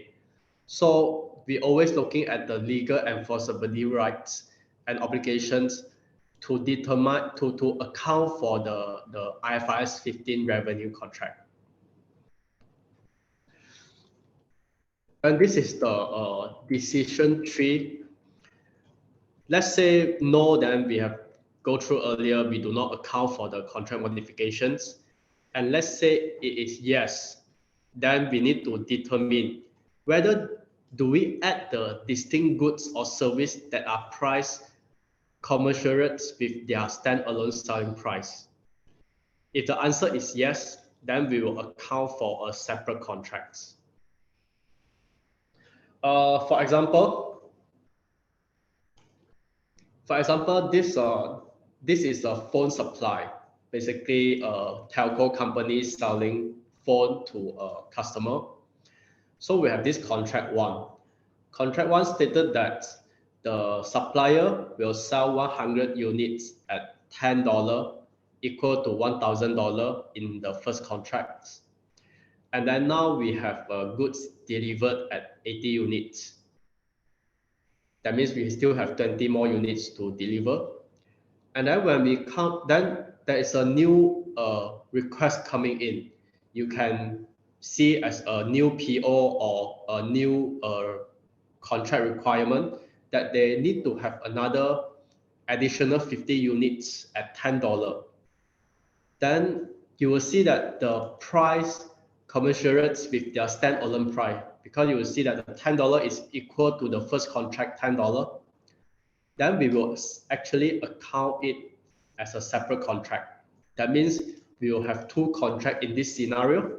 The first contract is 100 units with a $10 price, come to 1,000 total contract amount. Then the second contract will have the additional 50 units with $10 per unit, equal to like $500. Then let's say if the price is not the same as the previous standalone price, then we will ask ourselves, are the remaining goods or service distinct from those already transferred? If the answer is yes, then we go to this scenario. So we use the same example, and you will see that the contract 1 condition is the same, goods delivered is the same, 80 units. And then now our modification is on the customer actually required another 50 units, but at a $8 unit price. So it actually, from the roadmap itself, it comes to this scenario. Then the answer will be will account for as a termination of existing contract and creation of new contract. Then how do we do it? You will account for a termination of existing contract for the previous contract, and we have already delivered 80 units. So you have pending 20 units at $10 and another 50 units at $8. So total up is 600. And subsequently, one unit you deliver, you will recognize a revenue at 8.5 per unit. Okay, I think it's clear. Then let's say if the remaining goods or services is not distinct, it's actually a single performance obligation, then we will reflect your transaction price, and then we account for as part of the original contract. Okay. Then we come to this knowledge check. Just now we mentioned that the modification start with whether this modification is approved or not.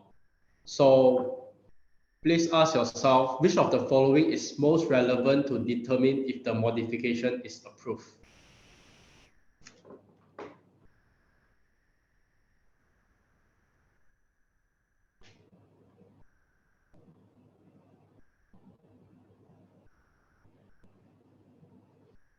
Okay, so most of the answer is correct. Yes, the legal enforceability. Okay, pretty much I think you have get the idea and you have understand how the root max works. Then the next one will go to contract costs. Okay, contract costs.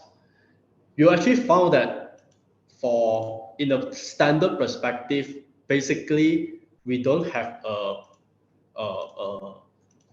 standards called cost of sales or cost of service, because it's actually fall under the IFRS 15 for now, and also previous is fall under the IAS 18. And maybe you will see from the IS2 inventory or other standards that link to the inventory, but not cost. For contract costs, there's two contract costs in these standards. First, we call cost to obtain a contract.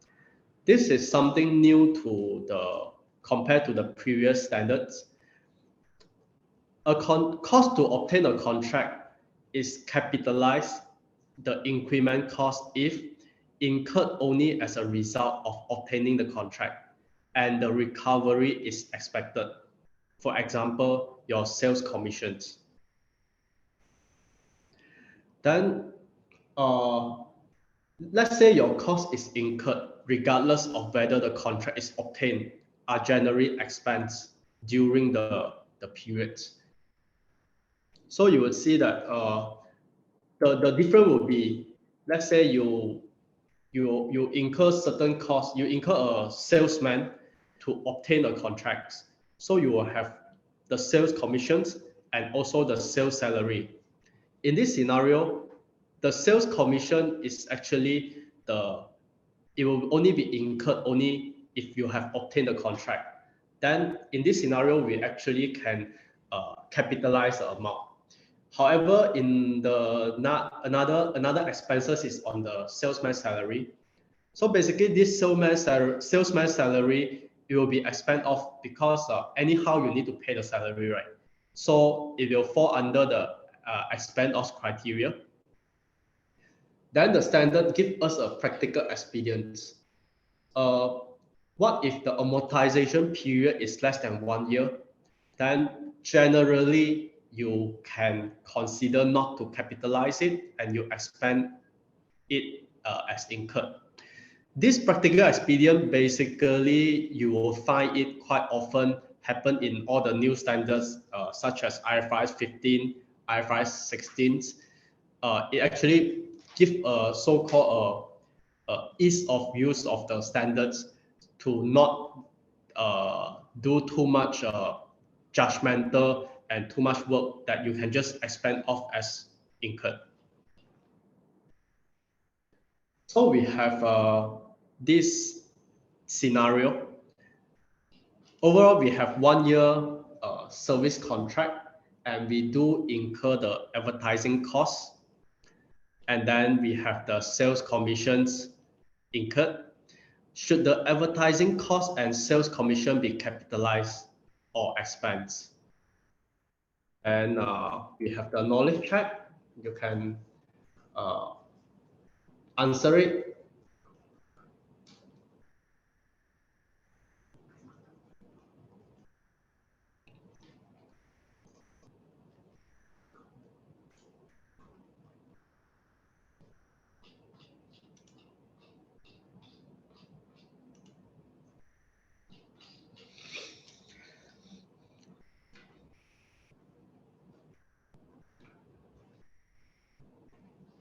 Okay. All right. Okay. So we show the answer for advertising cost itself. We will expend as incurred, and the sales commission we basically can capitalize. At the next slide, we'll go through why advertising cost itself basically is not an incremental, because regardless of you obtain a contract or not, you will actually need to incur that. Let's say for like Bore development, you basically will incur all the advertising costs. Then we will, how do we account it? We will expand as incurred. Then come to the sales commissions. As previous discussions, we actually acknowledge and identify it as an incremental. Then we will capitalize if expect to recover, or we consider the measurement of clawback liability under the IAS 37. After we discuss the first cost, called cost to obtain a contract, then second is cost to fulfill a contract. You look at it, then you will think of like what is the cost to fulfill a contract. Basically, it's just the cost itself. Then we will capitalize as fulfillment cost if it's not in the scope of another standards. And then we generate or enhance the resources. We directly related to a contract or anticipated contract, and then the recovery is expected. So if I apply the different industry, it will be like let's say for manufacturing, then your cost is all the raw materials and all the labor hours and all the whatever tools and materials, then it will be capitalized. This should be capitalized under IS2 inventory. Yeah. So for example, for let's say constructions or development, then the real estate, then all this, if let's say you're able to generate or enhance the resources and it directly linked to the contract and the recovery is expected, then you will first capitalize to your contracts, which actually later on you will expense off directly. Okay. So what is the direct costs that are eligible for capitalization? So first of all, you will see all these lists. We will see the direct labor, direct material, allocation of costs that are directly related to the contract, costs that are explicitly chargeable to the customer under the contract, other costs that were incurred only because the entity entered into the contract, let's say subcontractor costs. So you will see that all this is contract related. Okay, then we go to another one. Cost to be expended when incurred. Basically all the G&A, unless it's explicitly chargeable under the contract. Cost of wasted material, labor, or other contract costs. Costs that relate to satisfied performance obligations. Costs that do not clearly relate to unsatisfied performance obligations. So then you will ask, practically, how do we do that? Let's say you have the utility costs that the department will charge you on the lump sum. That is actually the management responsibility to identify how this utility, let's say electric, how this was directly linked to the contract, and how much is the one that actually just G&A. Then it need to apply certain judgment on this based on the company practice or company experience, and to better to write it in returns and to perform a certain assessment if there's a significant judgment, then to provide to certain stakeholders if necessary.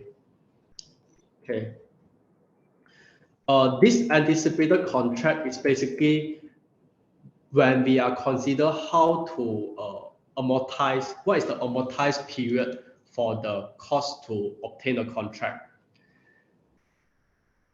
So generally, let's say we've only signed 1 year contract. However, later on, we are actually expected there is certain renew contract, maybe to 2 years or 3 years. Then our amortized period can actually extend to the 3 years periods. Again, if you actually need to consider the judgment of the management of how this contract will be anticipated. Okay, then we come to the knowledge check 9. We have a cable service entities enter into a 2-year service contract with a customer. The entity incurred the following costs. So for average, we have $300 for each new customer on the advertising. The second is we have the sales commission, $200 paid upon the contract signing. And then the third one is the cost of $100 for installation at the customer site. Installation is not a separate performance obligations.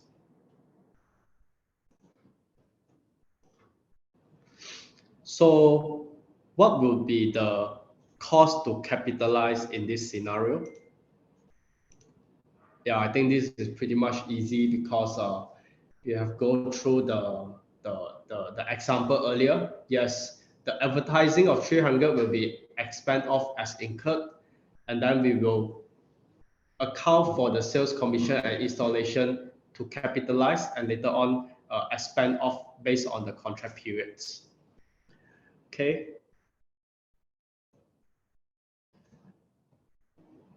And then we will go through the other application guidance. I'll pass the floor to Lundi.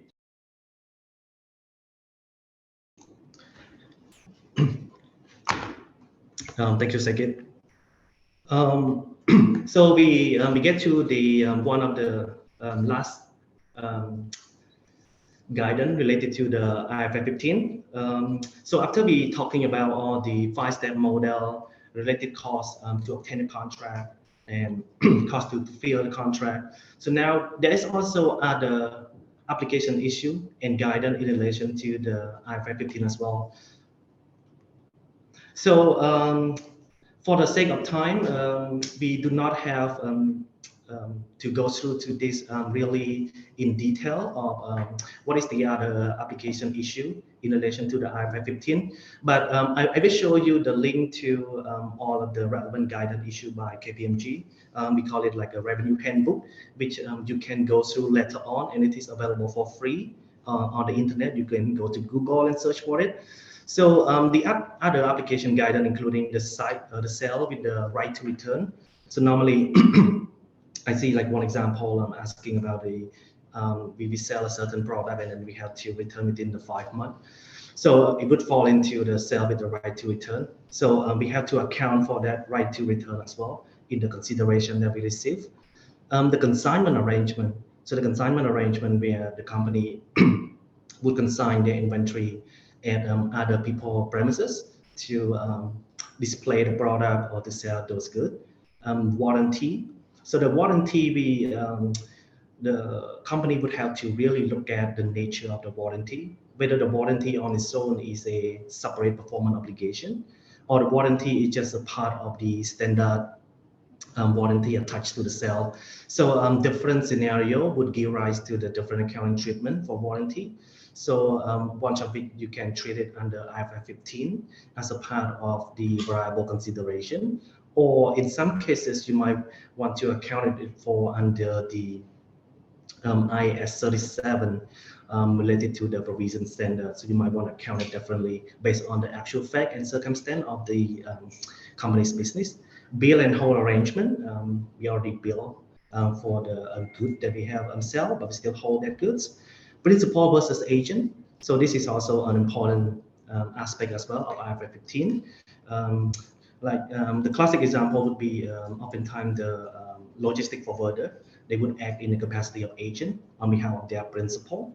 So you would not recognize the revenue that you have collected in the amount of cash at gross amount. You might just want to recognize the revenue limited to the commission that you have received from the principal. So a careful consideration and analysis have to be made and assessed by the company to really determine whether you are principal or agent.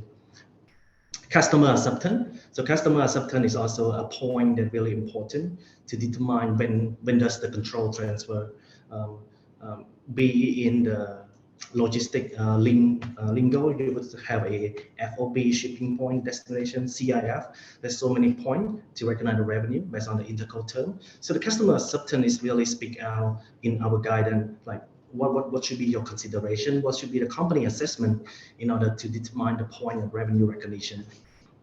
Non-refundable upfront fee, the fee that we get upfront, we don't refund it back to the customer regardless of the performance obligation is certified or not. So the treatment on that as well would be another consideration.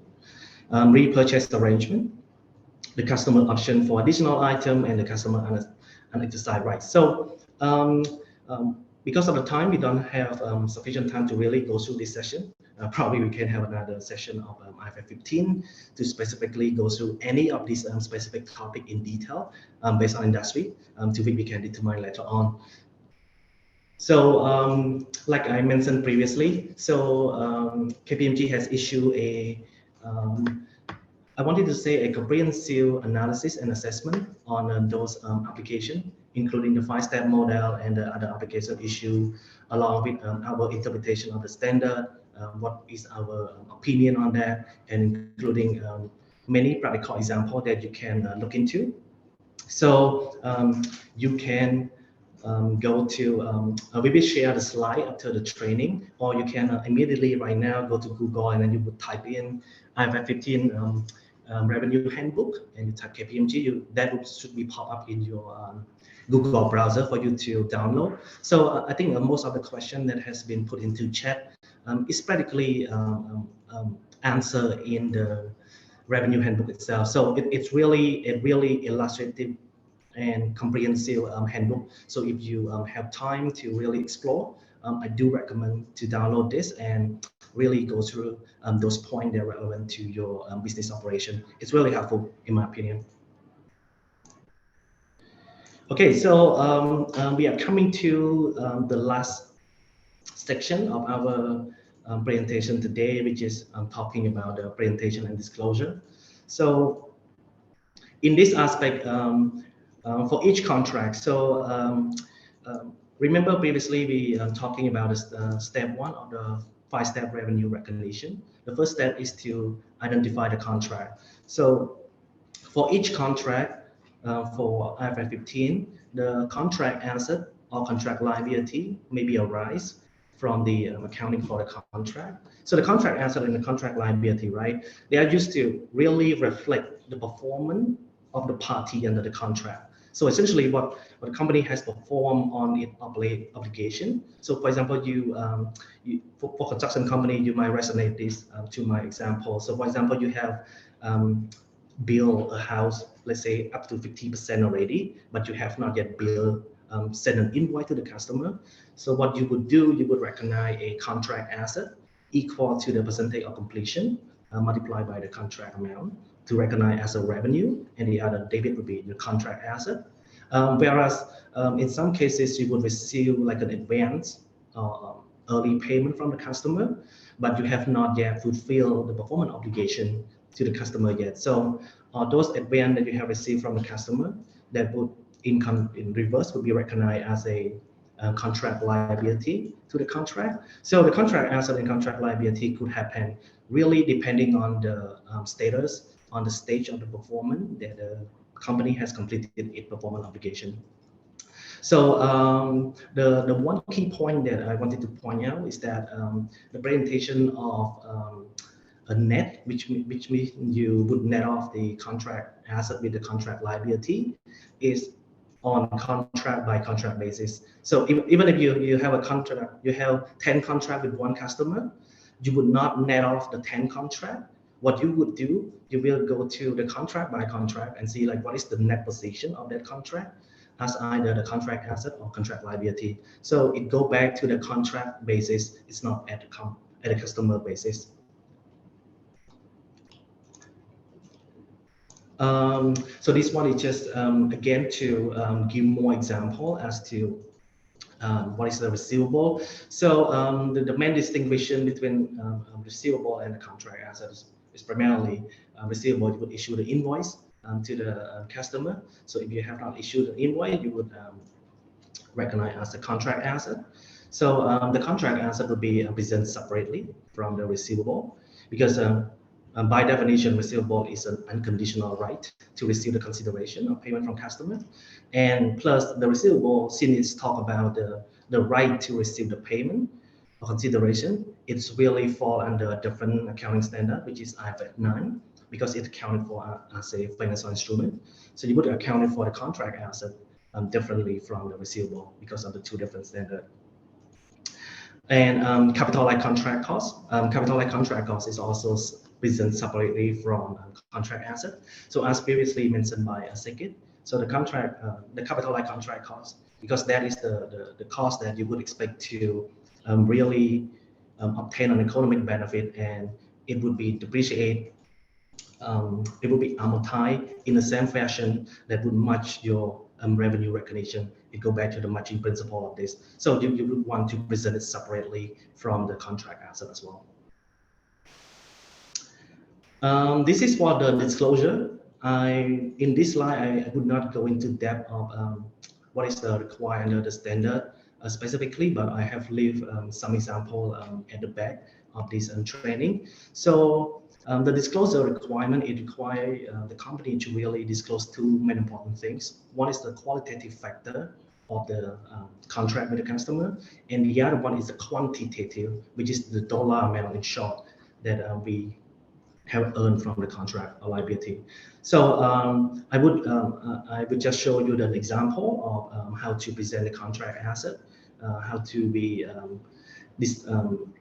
present and disclose the management judgment in relation to the determination of PO and when to recognize the revenue. How would we disaggregate the revenue, probably by segment or by type of service or good that we sell to the customer, and including the presentation of the cost to obtain and fulfill the contract as well. Okay, so in this slide, I literally extracted from KPMG financial statement illustrative. So this is the same thing it is another thing to the revenue handbook. So I really encourage the company to go to probably Google and then you search for illustrative financial statement KPMG. So I believe we have the latest illustrative for 2022 already. So the illustrative, the idea of having this illustrative financial statement is to give some flavor to the user of financial statement or the preparer of the financial statement, like what is to be expected of the presentation of the contract with the customer. Or we have loan, we have bank as well. So at least give you a flavor of what is expected of the standard as regard to the disclosure and the presentation of the financial information, either qualitatively or quantitatively. So in this slide, you would see a disaggregation of revenue from contract with customer. So it may be a little bit too small to see, but if you really look at it, the presentation can be presented in disaggregate by segment, by markets, for example, Europe versus US. So if you want to do a segment reporting, you might want to present your revenue from a different geographic location, depending on the management judgment on how they want to really classify and categorize the different geographical location. And you can also present it by the major product or service line of the company. So for example, you would have like so many products that you sell, and some of the product is really what you concentrate on. So you can even present it by the product that you sell. What is the major product that you sell? Arrange it from the level of important to the less important. So that is also one way to present it. Or you can even present it by the timing of revenue recognition. So as you understand already, we have two different timing for recognizing the revenue. So you can either present it as a point in time, and then you present as a over time revenue recognition. That is also a part that you can present, which is really comply with the requirement under IFRS 15. And in this one slide, it just shows you how you can really present the contract balance. So you would present, just like I presented previously, you would present the receivable separately from the contract asset and contract liability. And I'm sure you would not have time to go through the detail of this, but again, after this, I will share you the link that you can download this illustrated deal in full with all of the relevant standards, not just IFRS 15, and really go through the contract asset. But this at least gives you like a little bit of a flavor of what is expected to be presented in accordance with IFRS 15. So you would present a receivable, you would present a contract under one note of revenue, and then do present it separately. And the last one, this one is a little bit of the accounting policy in a sense. So in this accounting policy, you would have a separate product or service. So you would have a different type. So supposedly the different type of good and service, you would recognize the revenue differently, right? So you might want to present like what is the nature and the satisfaction of the performance obligation. When do we certify performance obligation in regard to selling a phone? When do we certify performance obligation in regarding to the provision of the data plane? And what is the timing of the recognition? Do we do point in time or over time? What is the term that we charge and we receive the payment from the customer? If you recall, probably in step 3, of the revenue recognition, there's a significant financing component. So that's why the term of payment is really resonate to this requirement under IFRS 15 as well. So this would be a place where the management would have an ability to really document what is their judgment as regard to their determination of the revenue recognition. Just like I promised, I have embedded the guideline. So our 2022 annual financial statement are now available. So they including the illustrative disclosure as well as the checklist. So the illustrative disclosure would give you an example of what is normally expected to be disclosed and what should be it gives you like a template on an example, right? So you can like leverage from that disclosure to really tailor it that suit your actual business circumstance. And the second document that I presented here as well is the disclosure checklist. So typically when you prepare a financial statement, by right, you would have like a disclosure checklist where you would check all the requirement of the standard that is applicable to your entity. So this would guide you into a correct path of preparing the financial statement. So I think with these two documents, if you really have time, I do encourage you to really go through these two documents so that when you have the financial statement presented, either get it audited or non-audited, you at least to a greater extent can ensure that the management is comfortable that the financial statement is presented true and fair in accordance with the requirement of the IFRS. So please feel free to utilize this resource that we have available. All right, so we come to the last key point to remember. So what we've been talking this morning is the revenue recognition model, including 5 steps. So do remember this 5-step model. The first step is to identify the contract. The second is to really determine the performance obligation, or PO in short. And then step 3 would be to determine the transaction price. Step 4 would be the allocate of that transaction price to each performance obligation if you have many performance obligation in the contract. And the fifth step would be how you would recognize the revenue and when do you recognize the revenue. So it really resonates to the point in time and the over time revenue recognition model that you would want to apply specifically to your actual circumstance. So the best way to apply the model is to really go step by step. So if you have a lot of contract, really see those contracts. If you use a standardized term and you want to do an assessment of which type of contract should be point in time, which type of contract should be over time. So you might want to apply the same thought process that we have go through this morning to really assess your contract and the point of recognizing the revenue for your company. So again, the contract can contain more of one or more separate PO. So this is a given. The system price is identified, is allocated to the performance obligation specifically basing on the standalone selling price.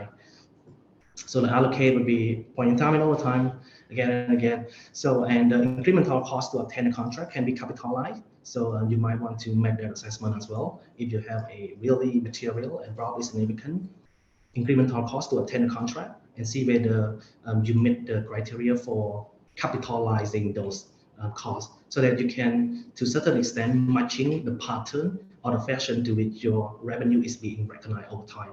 So this is the whole idea of why the incremental cost can be recognized.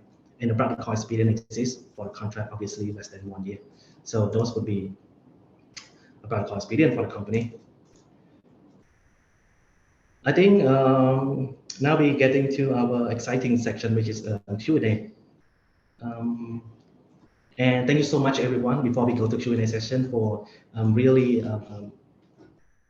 pay attention to this course, throwing your answer to the chat box, throwing your question to the chat box, really appreciate it. And over to you, Blake, before we go to each question. Thank you. Thanks our both speakers for explaining us such a significant generousness information about CIFRS 15. Well, we believe that our audience has so many questions for the speaker to answer and clarify. So for this session, I would like to give the floor to our speaker again to clarify the participant question. So I would like to share our participants' question.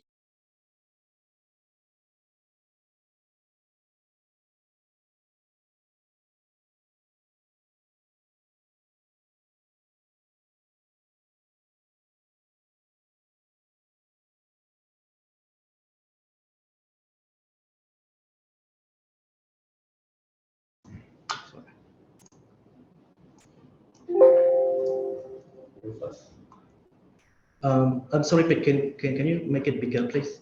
Can enlarge it a little bit?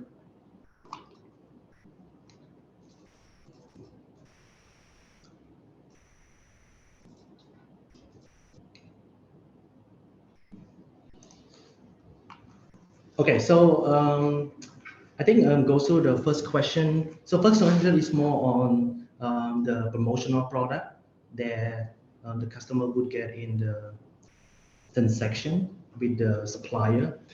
So let's step back to the 5-step model revenue recognition, right? So the first thing that we want to consider is that, so is each product a performance obligation?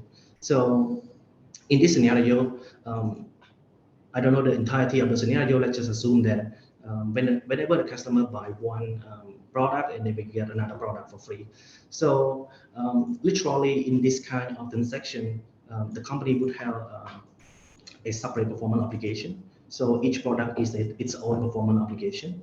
So what you do is that you have to determine the transaction price, which is in step 3 of the 5-step model, to determine how much is the consideration by product. So for example, you would sell one product of $10 and then the customer would get another one for free. So then your transaction price in this scenario would be $5, which is each product that the company sell is $5. So you would recognize $5 each for the product as your sell. So which means you would debit cash probably $10 and then you recognize revenue of $10 as well. So this would be something that you would recognize, and to the customer as well. So when you receive a free good from the company, right? So you would expect to pay for one good costing $10. But in this scenario, instead of getting one, you're actually getting two good at the same time. So in this case, your cost for purchasing that one product would be $5. So you would have two products sitting in your inventory, and each inventory would cost like $5 in this purchase. So it would I think you would resonate to the like a mirror accounting when the company would recognize two products at 10, and then you would recognize two products as your inventory at $10 as well. I think that should answer the question one. I think for question two, I already go through the answer in the presentation on discount percentage. The third question is on if, let's say, the contract is made by oral, then how do we prove the company shop has dealt with customer for audit purpose? Okay, first of all, I would like to clarify that oral contract is allowed by the standard perspective. However, I think the company still need to assess whether this condition, so-called legally enforceable, it need to be compliant with the local regulations, like for example, Cambodian law, and also need to prove to the certain stakeholders such as like tax authorities, customs, and even your shareholders or the banker, whatever. So in standards perspective, for audit purpose, oral agreement at least should be present from the correspondence from the both party that they have confirmed and agree on the contract terms or contract price. It can be in an email. However, in our perspective, we think that it will be very difficult to present to the auditor, maybe when GDT came in, or when you need to present to the customs, or you need to show to the banker that you have this contract access.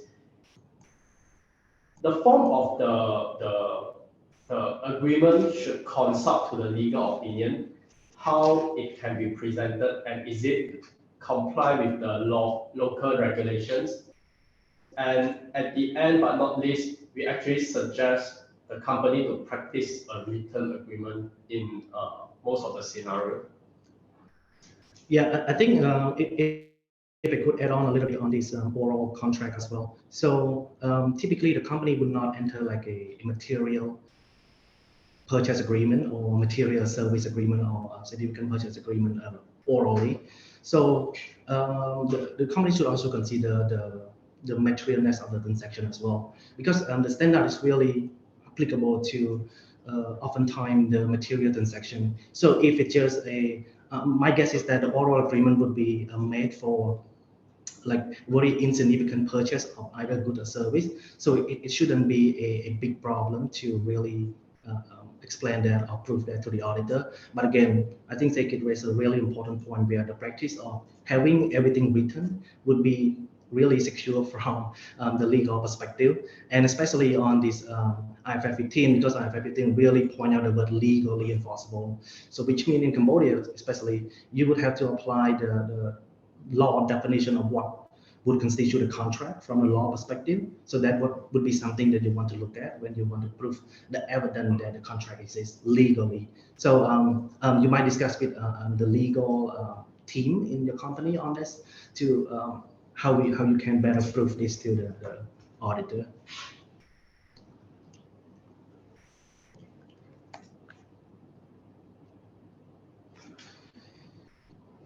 Okay, question 4.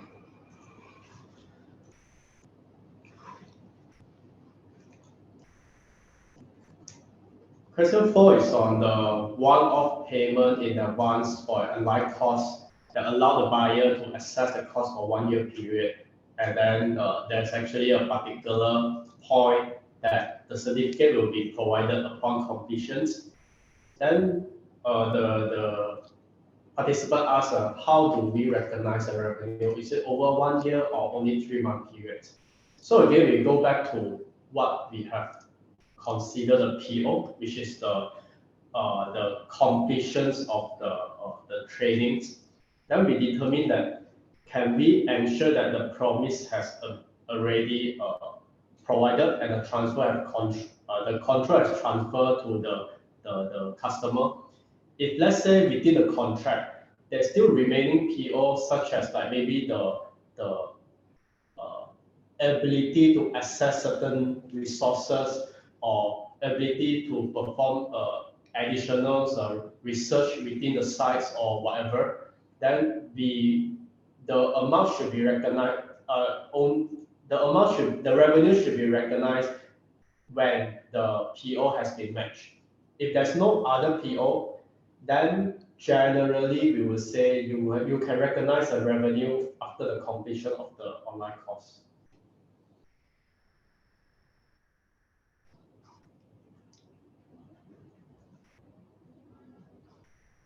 Okay. Second portion of the same question. Okay, the second portion is linked to the online course will be available from March, and then 1 year access, then there will be early bird sales before the course available. The revenue will be recognized starting from March, okay? And the company incur a one-off referral fee associated with the sale of online course. Okay, then the participant actually asked, when will this referral fee be recognized at the time of sales or overtime, same as the revenue recognition, to be in line with the matching principle?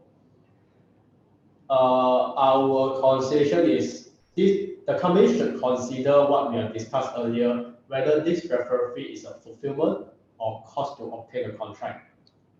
The cost to obtain should be amortized in the same manner as the revenue recognized. And one thing to clarify is that you will find that most of the new standards, I would say, even the whole conceptual framework, matching principle is not so in the picture right now. So it will fall under most of the time, the respective standard will have explained how to recognize it. So I think IFRS 15, based on what we have discussed earlier on the construction cost, it should answer the questions. Next one is the real estate developer. I think this is what we have discussed in the sections already. First of all, I clarify that the monthly payment is a form of payment. The payment is to determine if the revenue satisfies overtime criteria met, but not how the revenue should be recognized. So generally, again, real estate developer, based on the company really need to assess whether it meet the 3 criteria or not. If it's not, then it should be recognized point in time.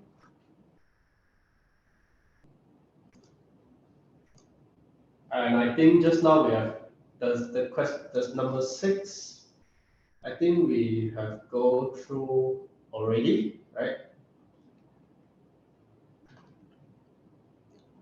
And one question, I think there's a missing line on the question 6 on A100D stuff. I think there's another clarification after that, so we will leave it to later. We go to number 7. The question is, can we recognize contract revenue based on actual work percentage completion?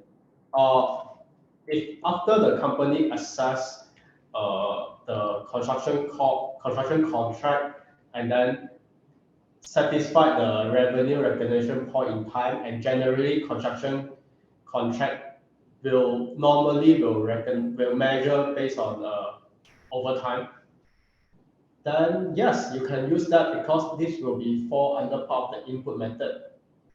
Okay. Okay, then we go to questions 9. Yeah, I think question 8 and question 7 is the same. I think for question 9, what we understand is that the company would sell a product to the customer, and then the customer can enjoy like a trial period of 5 months. So which means if something goes wrong, they can coming back to return or refund the amount of 1K. So with this limit information, I would assume that the return, the right to return is also stated in the contract, which is your normal customary practice. But again, you would need to look at the contract again to see if it is a separate performance obligation. So that would be really important in determining to whether we should allocate the 1K of the selling price to different performance obligation or not. So assuming that there's no separate performance obligation, there's only one performance obligation. So the return within 5 months, the company would have first to make an assessment. If you recall the training that we did this morning, when we talk about the step 3, when we determine the consideration.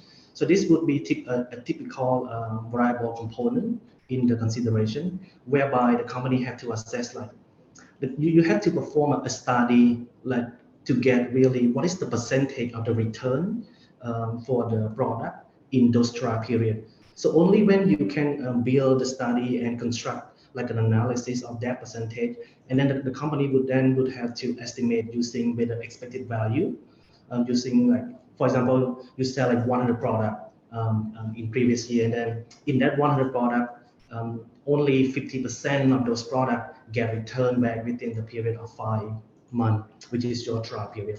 So then your consideration would have to take into account those returns. It's like when you return, whether you issue a new product to the customer or you would refund back all the whole money. So for example, in the most extreme scenario where 100% of your products sold get returned, right? And then you would refund to the customer immediately. So, and then your consideration would be 0 in that scenario, because you would sell a cost of 1K and then you expect 100% return. So which means there is no cash received. You would have a huge amount. You would literally what you do would be you debit the cash receipt, and then your credit side would be a contract liability over the 5-month period to return the exact same amount, right?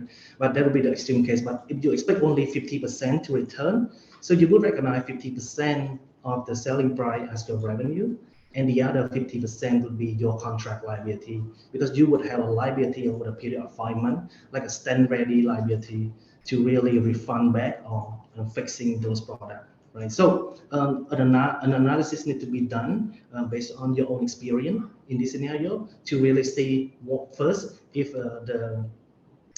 there's a different or separate performance obligation or not, and then how is this a normal standard practice of the company, or is it like an add-on to the service? And then how much would be the percentage based on your experience study that the customer really return product within that 5-month period, right? And I think the second part of the above, like the accounting treatment for the product delivery within the trial period. So one thing I really want to stress to the audience here, the invoicing, like the billing, the invoice issue should not be your first consideration. It can be used as a point for recognizing the revenue, but it should not be the first consideration under IFRS 15. You should always consider like, when do you certify the performance obligation? That is the key question. So for example, let me give you a plain vanilla example, right? So if you were to sell an equipment to the customer, and then you do not issue an invoice, but you sell the equipment to the customer already. So we'll be issuing invoice 1 month later. So do we recognize the revenue now, or we recognize the revenue later? So the point of the timing of issue invoice is not relevant in that scenario, because you already certified the obligation on the first day that you have delivered the goods to the customer already. So at that point, you can recognize the revenue. So it should be based on your delivery. It's not on invoicing. Of course, there's like an invoicing protocol expedient where we don't have time to go through. If you provide like a stand ready, or imagine you provide cleaning service to your customer, right? So you would check a monthly fixed fee of, let's say, $50 per month. So actually you can recognize the revenue on daily basis. But what you do is that you just recognize the revenue when you invoice at the end of the month. So literally applying each whatever method, you still achieve the same amount of revenue recognized. But again, whenever you consider the timing of recognizing the revenue, always consider the point that we have certified the performance obligation. That should be the date that you recognize the revenue. I think the question 10 is we will respond in the same way. Yeah. It's on the payment. So you will only recognize the revenue when the control is transferred. Okay. I think that practice is not correct because upon you build the invoice, basically you did not yet transfer the control of the goods to your customer. So you should not recognize your revenue. For 11, I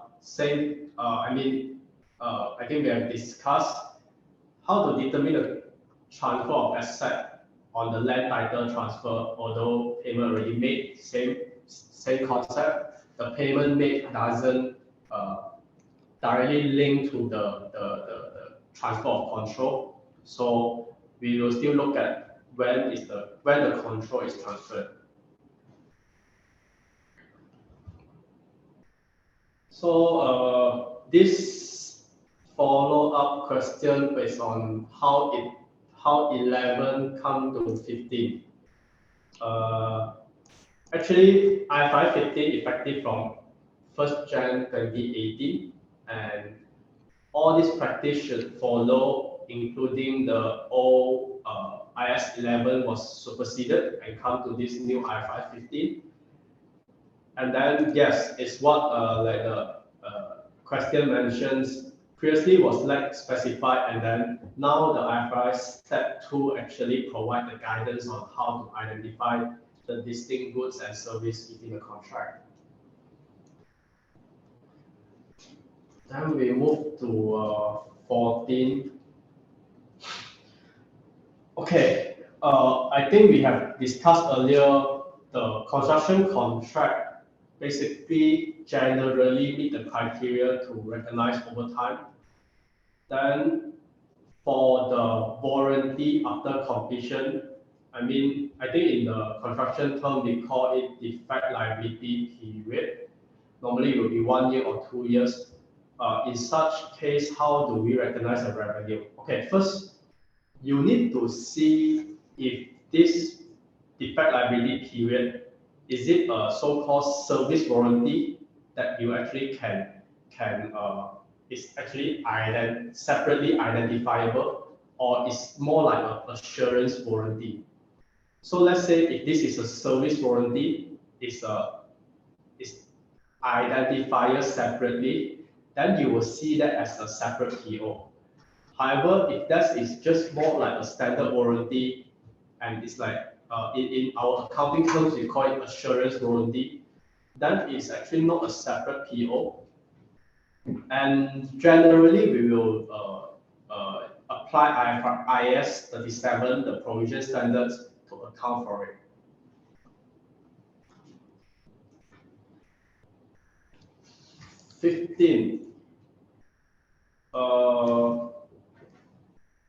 This is on the buyer perspective, right? Yeah, I think this one may be out of scope, but I think for the sake of question, let's just go through this, because it probably go to the requirement under IS 16, property, plant and equipment. So the question was asked, the constructor promised to complete the building within 10 months, and if they late 1 day, they have to pay 10K. And then the actual completion date is like actually 10 months plus 10 days. So which means they have to incur a penalty of 10 days, which is 100,000. So how should the 100,000 be treated as other income or deduction to the price to the contract cost? So my guess is that this will be talking from the customer perspective. So if we talk about customer perspective, that would fall into a different accounting standard. Because if we talk from the contractor perspective, it would be revenue recognized. And from buyer, there could be their property, plant and equipment, PP&E for short. So let's just answer this question from the customer perspective. So under IS 16, the IS 16 actually asks you to determine whether this is a directly attributable cost to complete that asset, right? So in our view, based on the scenario that has been written above, if the compensation is treated as an incentive to deliver on time or penalty to deliver late, right? So that would be directly attributable to the cost of the construction of the asset that the customer obtained. So by definition, this amount should be deducted from the cost of asset. So if you're asking this from the perspective of the buyer, that there should be a reduction to the contract cost. I think 16 and 17 we can answer it together. What's the logic for different type of accounting for contract modifications and how the form of modification should be considered? If you ask me, logic is actually provide further guidance on how different type of modification can be accounted for. It is different compared to the previous. I would say IFRS 15 is pretty much different compared to the previous standards, IS 18 and IS 11. It have a lot of judgment because of the standard using the terms called such as the recoverable is probable and is collectible and the recovery is expected. Then it come out with a lot of so-called expected value that what Lundi mentioned earlier. So then for the 17 is how do we see the documents, because this question actually asks the participant actually asked they don't think that this is a termination, instead they don't see this is a modification, instead this is a termination, or some company will use an addendum to the existing contract instead of modifying the whole contract. So the form of the revision, including addendum, new contract, or a revision of the contract, this all should be used the decision tree to decide what is the accounting treatment for modification. Just remember, when we come to the step 1, when we identify the contract, all this is a separate contract, of course, or it's a revision of contract. But please bear in mind that we also need to assess whether the multiple contracts should be combined. Only then we identify this combined contract as one or not to determine the PO itself. So form of the contract or any revision is not the main point, but we should assess what is the contract and should we combine it to see it as one. Okay. 18.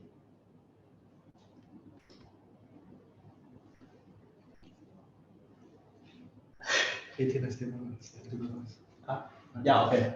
I think we can take this one offline. Yeah. 18. I think we wanted to take this offline because we don't understand what it means A hunted B stuff and then why A need to pay B the money. Yeah. It's kind of we have the email in the slide, so maybe perhaps the participant can send the email to us, then we can further clarify on this one. Okay. The last one, which would indicate that the contract has been transferred and ask for a specific example. Okay, for example, I think a few examples we can go through, like let's say for the example we have given earlier is on the machine plus installations, which is a separate distinct performance obligations. Machine itself is sales of goods. Of course, the control will transfer upon the goods have been delivered to the premises or whatever terms in the contracts. And then the installation service, that control will transfer when the service has been rendered. Okay, this is straightforward. Then real estate already discussed based on contract and also the local regulation. Generally, we will look at when the title transfer or whether the key has been handed over or whatever. Construction, the customer will continuously control the assets. Then throughout this period, then the revenue recognized is basically point over time while the client have the control on the asset itself. Consulting service will be similar. It will be transferred over time while the professional team provide the service. Then come to manufacturing. Manufacturing, most of I think I've seen one of the comments say it depends on your FOB, CIF, all these Incoterms. But please bear in mind that some people think that CIF is actually transferred the control when the goods arrive on the customer port. This is not so correct. It's because FOB and CIF, the difference is basically on how the insurance and freight charges being arranged. Okay, FOB does not include this and CIF included this. So generally, in standards perspective, the standards see that the insurance and the freight charges is more on the administrative arrangement, which is it's not really affected to where the control has been transferred. So generally, FOB and CIF, the goods will the control will transfer when the goods was on the supplier port. Okay. Then come to CMT. This is kind of interesting topic that we recently have discussed. Basically, I think in Cambodia there's a lot of CMT, and if this company was accounted using the IFRS framework, we would say it should be recognized as revenue over time. It's because it somehow meet the criteria two of the criteria two when we discussed earlier, that it enhance the asset while the client have the control on all the goods. Correct. So if you happen to want to understand more, please talk to us, and then we can arrange the discussions then to further understand. And last but not least, IFRS 15 really have a lot of judgment to consider. Our answer here is based on the general understandings, and we still need to assess the contract itself and to assess all the terms and conditions to somehow make a conclusion, including the management need to perform certain assessments, such as what Lundi mentioned earlier, is on the expected value, and whether the industry practice have the control, have the company historical experience, do they expect a discount to be provided? There's somehow quite a lot of assessment and judgment need to apply. Okay. So anything else to add up? Yeah, no, I think we stop it at right on time, 2 minutes. So we have 2 minutes to say our final thank you. So please, if you have any question at all, and if you want to understand further or want to really consult with us on any specific accounting issue related to IFRS 15, our email, our phone number, and the contact is on the slide. And I think Kikpa will be sharing this to all participants later on.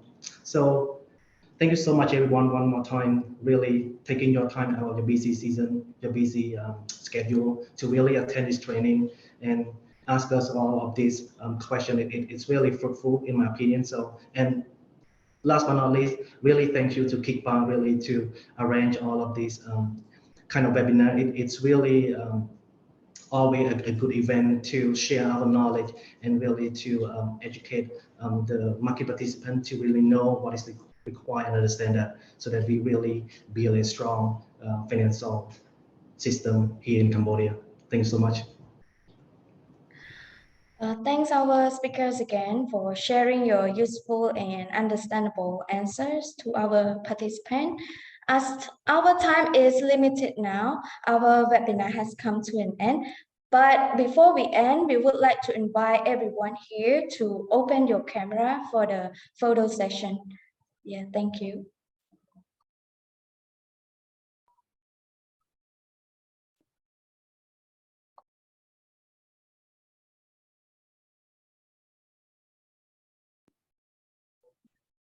Once again, please follow our Kickbar Facebook page and Telegram channel, which our team provide the links in the chat box. Furthermore, please do not forget to do the feedback form via the email, which our team will send to you after this webinar in order to get the materials. So this is the end of our webinar today. Thank you so much, our speakers, and thank you to all the participants who are taking part in this webinar today. We hope everyone stays safe and healthy. See you in our next webinar. Goodbye. Thank you so much. See you. Bye.